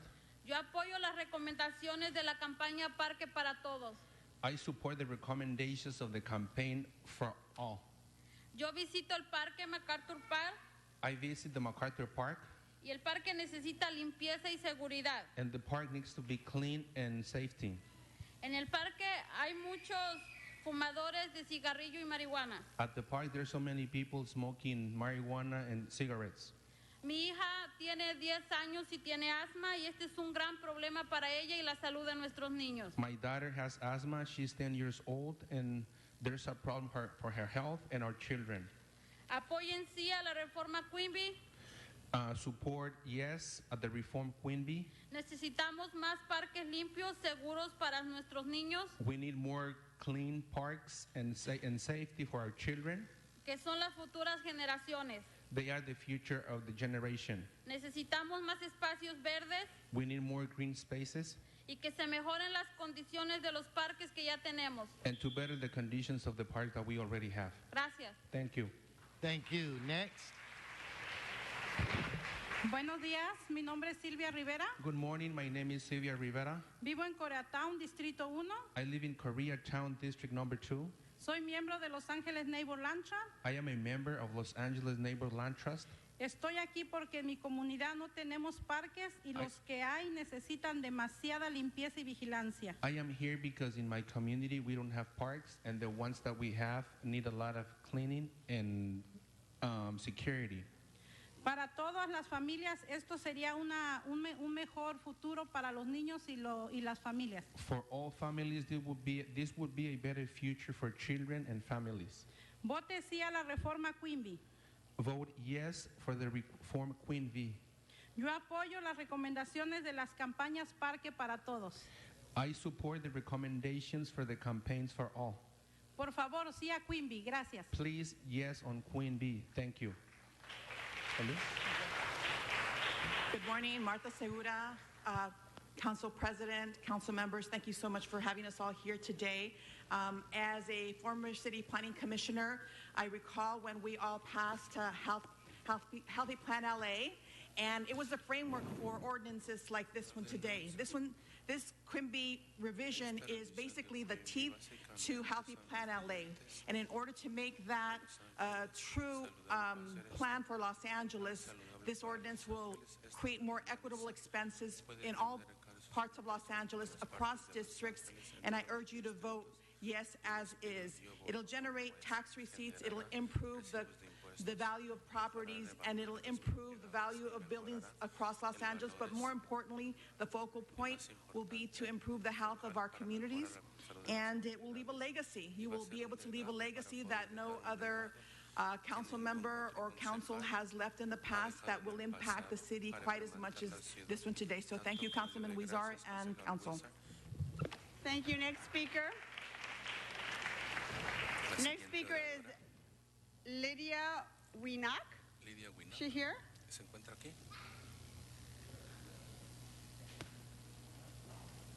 Lydia, you here? Lidia, ¿se encuentra usted aquí? The next speaker is Andrea La siguiente oradora, Warren Andrea Warren. and Raúl Macías. Raúl Macías. Good morning. Buenos días. Good morning. Buenos días a Un momentito, todos. déjeme traerle el traductor.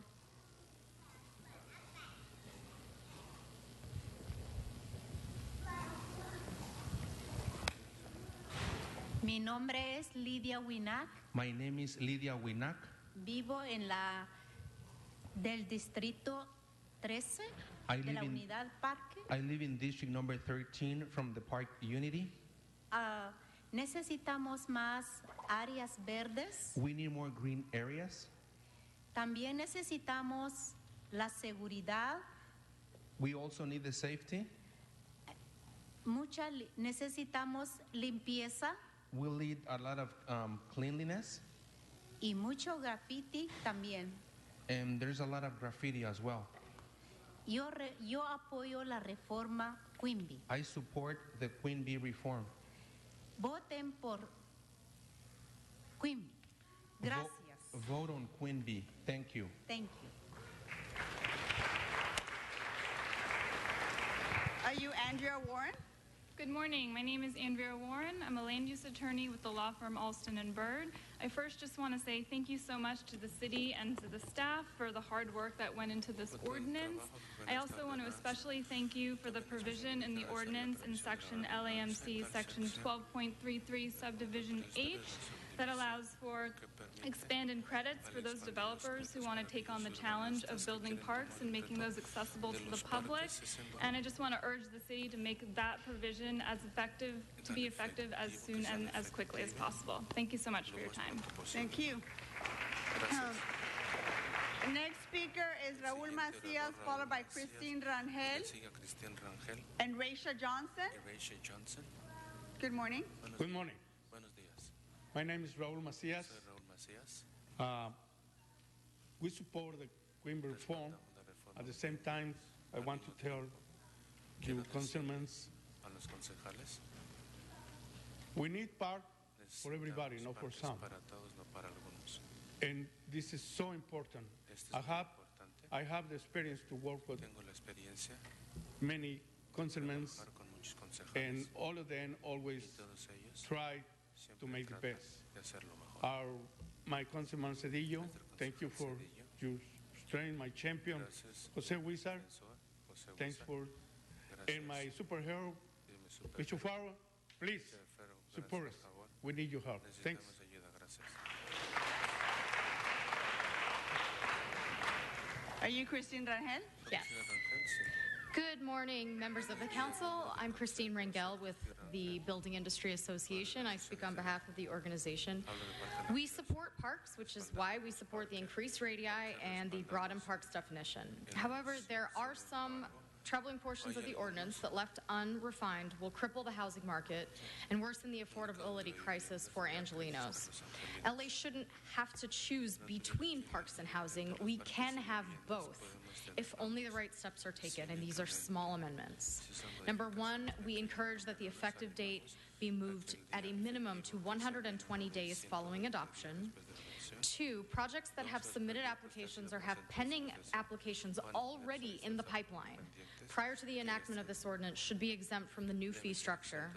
And three, the phase-in should be 3 years or begin 1 year from today, because fees are increasing up to 3% for subdivisions, and this is adding cost to the home buyer if the land has already been purchased. Thank you again. Thank you. The next speaker is Raisha Johnson. Is that you? Welcome. Good morning. You got it. Good morning. I'm Risha Johnson, and I support Queen Bee reform. At a time where our neighborhoods are no longer safe, safe parks are a necessity. The children in our community deserve safe parks, and I support Queen Bee reform.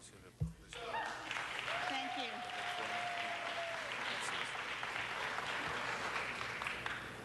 Members, that concludes public comment on this item. Mr. Weezar? Thank you. Thank you, Madam President. And colleagues, as you've heard, this is a very important topic that has been in the works for a very long time. As you've heard, we haven't looked at our Quimby ordinance in over 30 years, and a lot has changed. And while at the same time, there's a huge demand for us to either bring new parks, green space, open space to our local neighborhoods, and also to improve those parks. When I became chair of Plum in 2013, one of my first actions was to call for an update to the park fees so that we can take some action on this. Like many of you, I was frustrated that the radius wasn't as big as we would like it. We saw some available Quimby funds, but we couldn't put them in parks that we wanted to put them in because that radii or that radius was too small. So we're increasing that. Secondly, I was also looking to find new revenue sources, given that the Rec and Parks Department itself, with its operating budget, had been cut drastically in the last few years, given our recession. But what helped turn the tide on this, that gave momentum for us to get to this point today, was the Parks for All study that they commissioned in 2014. That really gave the city and the staff and all of us the ammunition to show us that even if we increase this a little bit, we will still be somewhere in the middle of the pack compared to other cities around us, that we are not increasing these exorbitantly, and that we are way behind, in fact, in providing the types of sources that other cities have been doing for years, and how much millions of dollars we've been losing out on. So what this does, what's before us does, it increases funding for parks, primarily by now including apartments that have been excluded for many since its inception.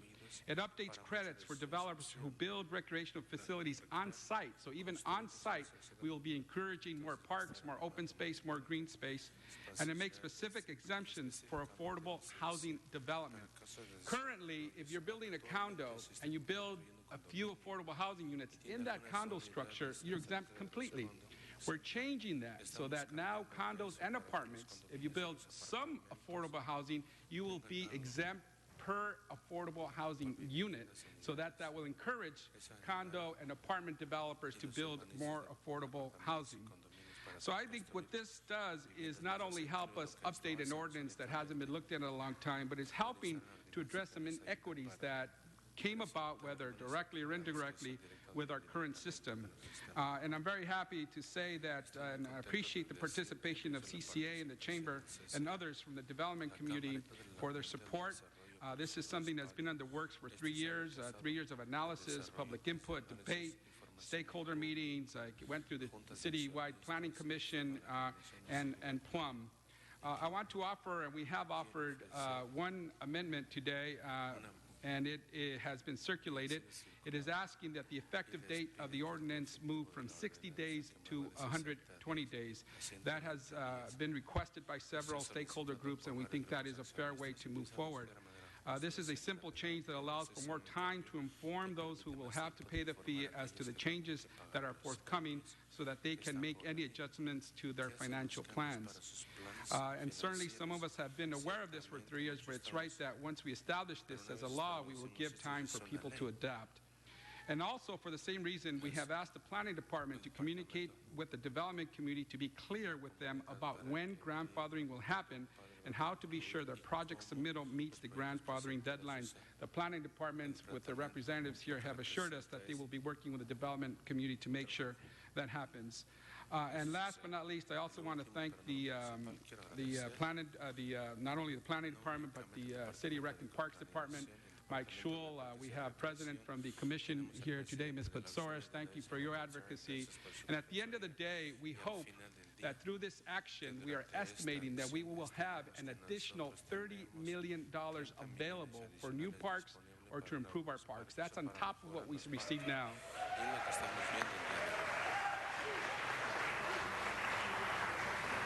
With the increased radius, with more funding, it will alleviate all our frustration that we felt over the years. I certainly have looked at some of the oldest parks in my neighborhood of Boa Heights and El Sereno and other places where we have some of the city's first parks, but yet very little funding to improve those parks and make them a place where families can enjoy.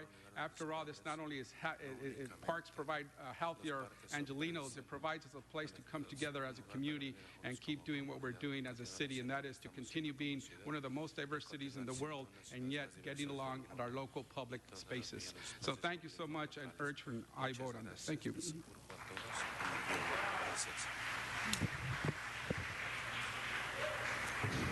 Mr. Koretz. Señor Koretz. Thank you, Madam President. First, I'd like to thank Councilmember Huizar and Rec and Parks Department for all their hard work on updating our Quimby policy. I'd like to also thank all the organizations and members of the public who took their time to give input. Quimby, I think, is a development mitigation, and so originally that was, I believe, why we had such a tight ratio, so that it could help the people that were facing large developments and help to mitigate them. As a practical matter, it's turned out to be much too inflexible. I have monies in my district where there really wasn't a great need in one part of the district and there was in another, and we couldn't use that money. So this will be much more practical in terms of allowing us to spend money in the community where we need it to support our parks. I'm introducing an amending motion, though, 3B, to add an extra layer of protection to ensure that the community and council offices have input on projects that take place in our neighborhoods. I'm asking Rec and Parks to report back on crafting a policy that has this component, and I've worked with the chair, and I thank you, Mr. Huizar, for your second on the motion. Again, this new policy is long overdue, has many great new elements, and I ask for an aye vote both on the policy and the amendment. Thank you, Mr. Koretz. Mr. O'Farrell. Thank you, Madam Chair. Here we are 41 years after Assemblymember John Quimby created this new California state law, and he passed some years ago, but what a legacy he has left, right? And we all have an opportunity to burnish that legacy even further for the city of Los Angeles and our residents across this great region in the city of Los Angeles. I want to also applaud the Recreation and Parks Department, the Planning Department, Mike Scholl for your leadership at Recreation and Parks, and especially our colleague Jose Huizar, who has been leading this effort for 3 years. And it has been a very thoughtful, deliberative approach, which really is the template for all of us on getting something right. When you've asked all the right questions, you've had all of the right conversations, and you've built a strong coalition to support something that our families so deeply deserve across all of our wonderful neighborhoods. It's really terrific that we can also not be hamstrung by the proximity issues we've had in the past. I have some of the most park-poor neighborhoods in my district in the 13th, and also the highest rental rate of somewhere over 82% of all my constituents being renters. I choose to talk about East Hollywood a lot in terms of the most densely populated neighborhoods that need the most parks, new parks, and they need safe, clean parks. Los Angeles has lots of real estate, lots of underperforming real estate, thousands of surface parking lots that could, in near future years, become new parks in some of our most park-poor, underserved neighborhoods.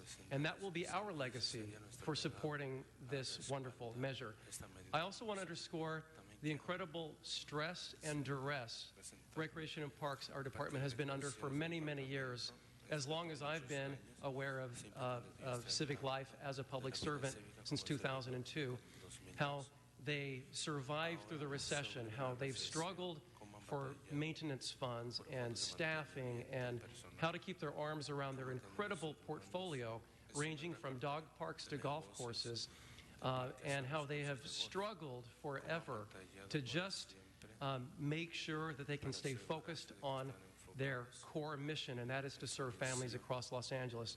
Well, today, in light of this unprecedented growth of development that we're having in this city, and By the way, most of it market rate apartment rentals.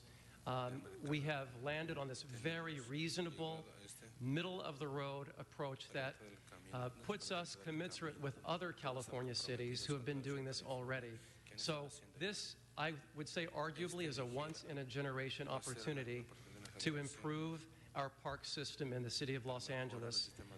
And I couldn't be more proud to stand up and urge a unanimous aye vote for this incredible improvement that will help Angelinos across our great city. So again, congratulations, and let's support our parks and the families who deserve world-class parks across our city. Thank you.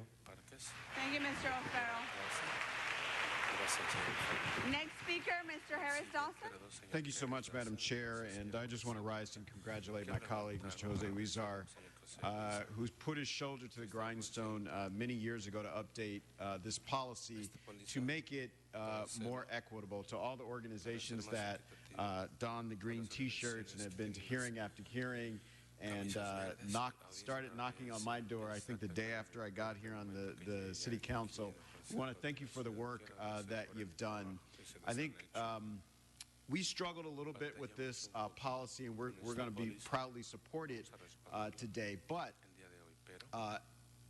those of us who believe in Parks for All, we got some more fighting to do. We got some more struggle to do.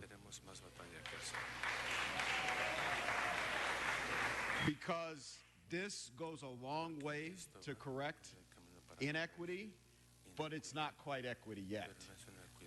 We need a policy that says if we have a certain number of Angelinos living in a given place, they ought to be able to walk to a park. And that park ought to be fully staffed, and it ought to be clean, and it ought to be maintained, and there ought not be graffiti and all the rest. This doesn't quite get us there. It moves us in that direction, and so it's very, very important. But I just want to put on the mind of all of my colleagues and all of you who are activists, because you're the ones who are going to drive this process. We've got a ways to go to get to Parks for All. Thank you.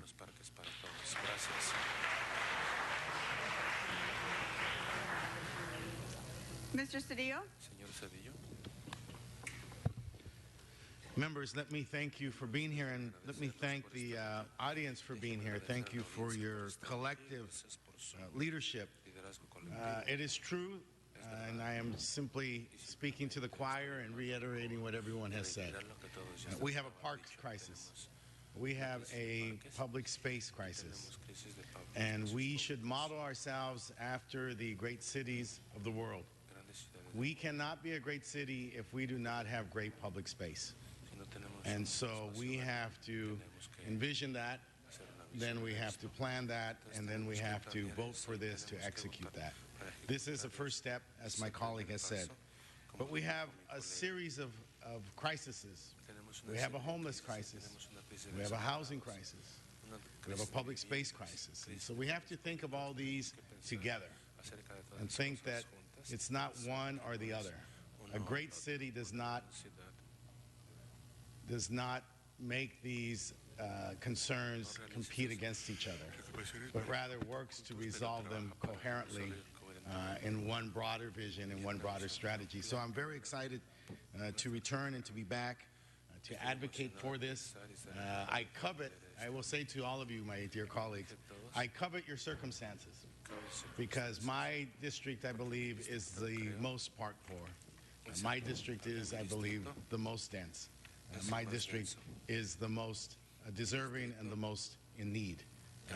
But every district should have parks that are safe, that are accessible, that are clean, that are well staffed, that are well lit, and that create a safe public space, because this is what we do.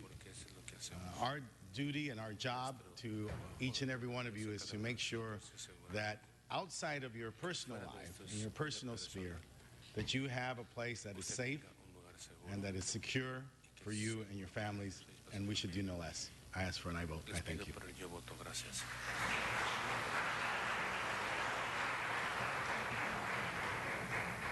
Mr. Price. Thank you, Madam President.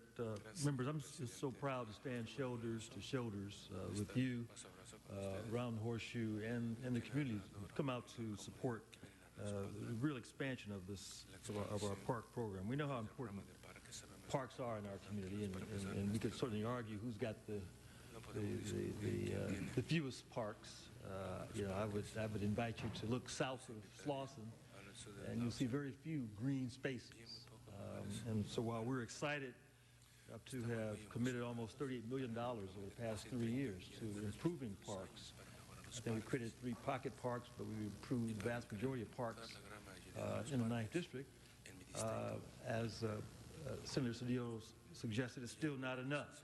Still not enough. And, it's good that we're putting in new play fields and soccer fields and walking paths and new lighting and new security at many of our parks.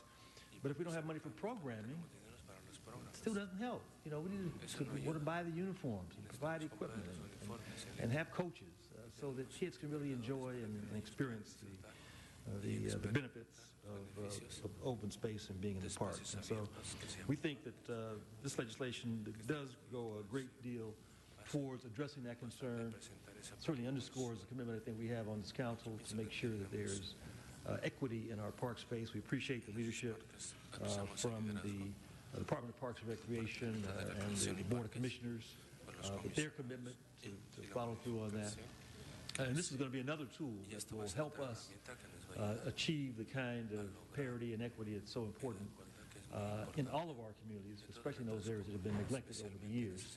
And we are excited about the changes that will be coming. Thank you. Thank you, Mr. Bloomingfield. Thank you. I want to add my voice of gratitude for everyone who helped make this happen, Mr. Huizar, Rec and Parks. I'm a big believer in parks. Before I was ever in public office, I used to work for the Mountains Recreation and Conservation Authority, and I saw lives transformed in and around parks as we created parks throughout various communities. So creating more parks is transformative for folks. And I look at this issue today, it's not just about recreation and parks. What we're doing today is every bit as much a public safety issue. It's every bit as much an education issue. It's every bit as much a health issue. We know the social determinants of health. Part of those factors is how close you are to a park, how you have access to open space and recreation. All of these things are linked. Today we're taking a grand step, not just for more parks, but we're improving all of these other quality of life issues. And so I'm thrilled to support this and to enthusiastically ask for an aye vote. Mr. Krikorian. Thank you, Mr. President. It's about time. To have waited 30 years to adjust this fee is unspeakable in my view, and I just want to tip my hat to Mr. Huizar. Your leadership here has allowed this council to do what councils over the last 3 decades have not been able to get done, and it's about time. But it's not just the adjustment of the fee. It has bothered me since I first sat in this seat that there was differential treatment between condos and apartments and single-family homes. When you increase population in an area, it doesn't matter where those people are living. They're creating more demands for our infrastructure, more demands for our parks, more demands for all the other city services that we have, and the developers of those units should be helping us to pay for that infrastructure and for those services. It's as simple as that. So we're finally getting there.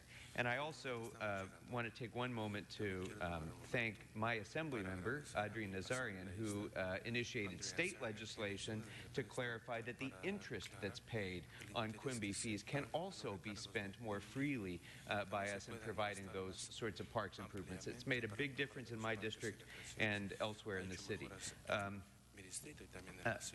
You know, when I was growing up in this city, I don't remember really what the quality of the streets were. I don't remember what the quality of the sidewalks were. I don't remember whether the trees were getting trimmed.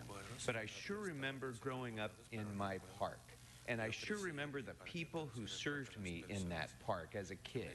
And I remember what a difference that made in my life. We have very few priorities greater than our parks in this city.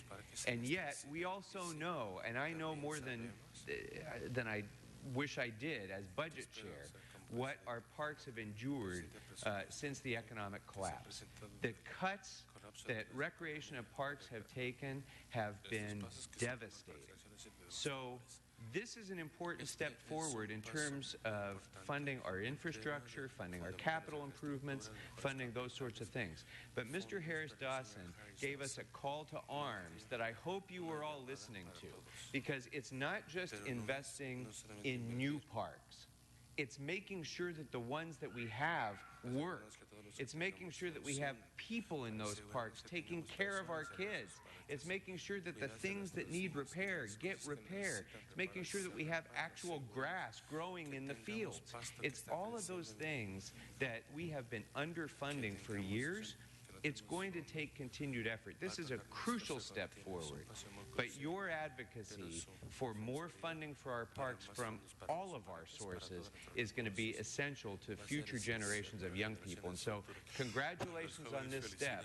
Now get yourself ready for the next fight, because we're going to continue to be in it until we have full funding for our parks, accessible parks for all Angelinos in every part of this city. Thank you all very much, and congratulations. Ms. Martinez. Thank you, Mr. President. Mr. Huizar, since I've been in office for 3 years now, you have championed two of my proudest pieces of legislation that I'm happy to support. The first one, of course, was Clean Up Green Up, which I was involved with before I was elected, and now the modification to the Quimby fees. And you and I represent very similar districts. You know, when we talk about equity, it begins with parks, and sure, we want parks for all of our kids and our families to be able to access those clean and safe parks.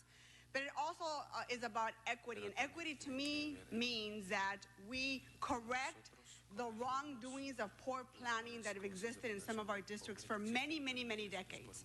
That the majority of the city's trash doesn't always have to end up in communities like Sun Valley. That the gravel pits are not in communities like Sun Valley. So sure, it begins with parks and being able to build more parks in our neighborhoods, especially in some of our densest communities like North Hills in my district. North Hills has one park to speak of, one park. And it's one of the densest, poorest communities in the entire San Fernando Valley. So we begin with being able to tap into those $30 million that you talked about, but we also, I want to make very clear about how we generate Quimby fees. Because like we have to correct the wrongdoings of poor city planning, we also have to ensure that we attract smart and good development into our districts that generate the Quimby fees to be able to build the parks. And without that, then the Quimby funds are not generated for some of the poorest districts in the city. We need to be very informed about how this works.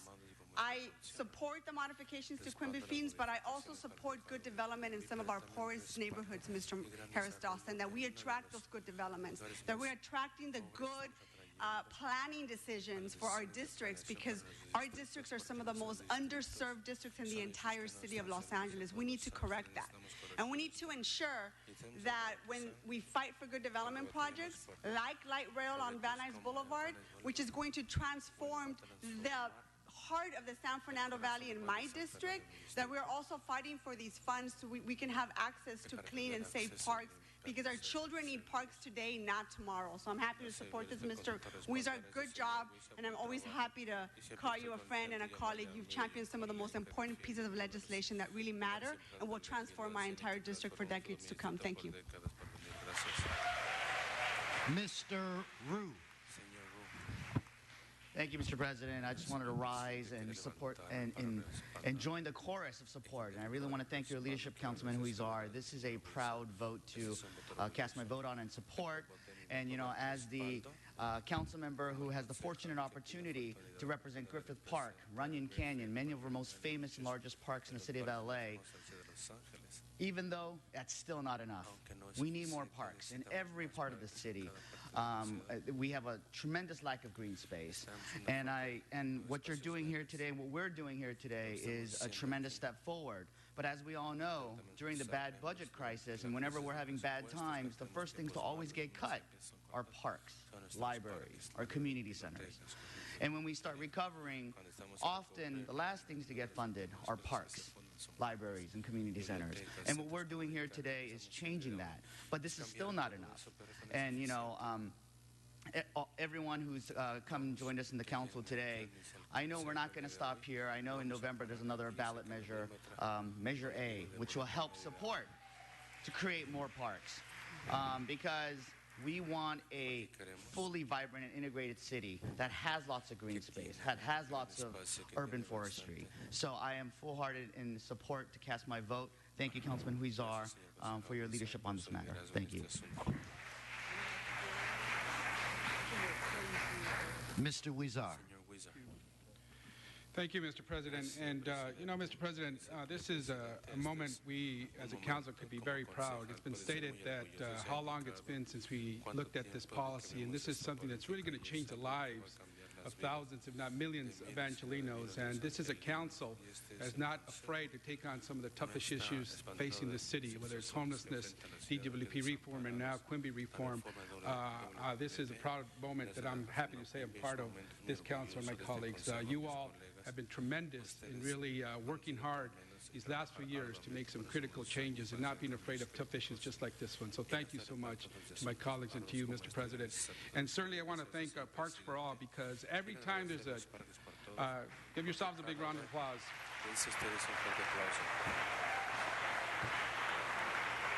Every time there's a major policy change in this city, it needs a constituency. It needs advocates to do the research, to do the advocacy, to remind us about what the situation is and how we can correct it and fix it and plan ahead. You've done that with your report, with your advocacy, with your organizing. Here we are voting on this very important matter, so thank you. You've also reminded us, as have other colleagues today, and Mr. Harris-Dawson as well, that there's a lot more work to be done. You've pointed out that we have a need in this city of about $6.5 billion in the next 20 years to get us to a place given where we need to be for new parks and to improve our existing parks. This helps a little, but the need is great. So at least we're taking that huge, tremendous step forward, and we look forward to working with you on future endeavors to continue to improve our parks and provide more green space. Thank you so much for your advocacy. So colleagues, I ask for an aye vote on this item, including amendment number 3A and 3B. Thank you. Thank you, sir.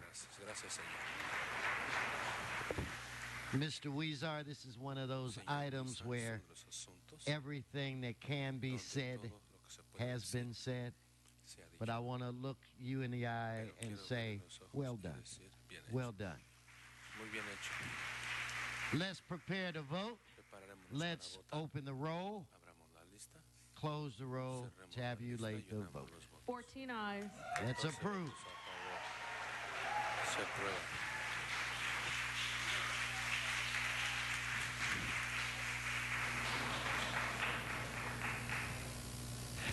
Okay, Mr. Clerk, what is before this body?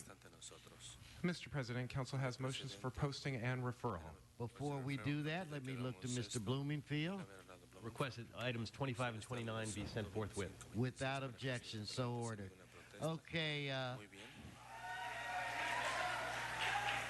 our items have been posted and referred.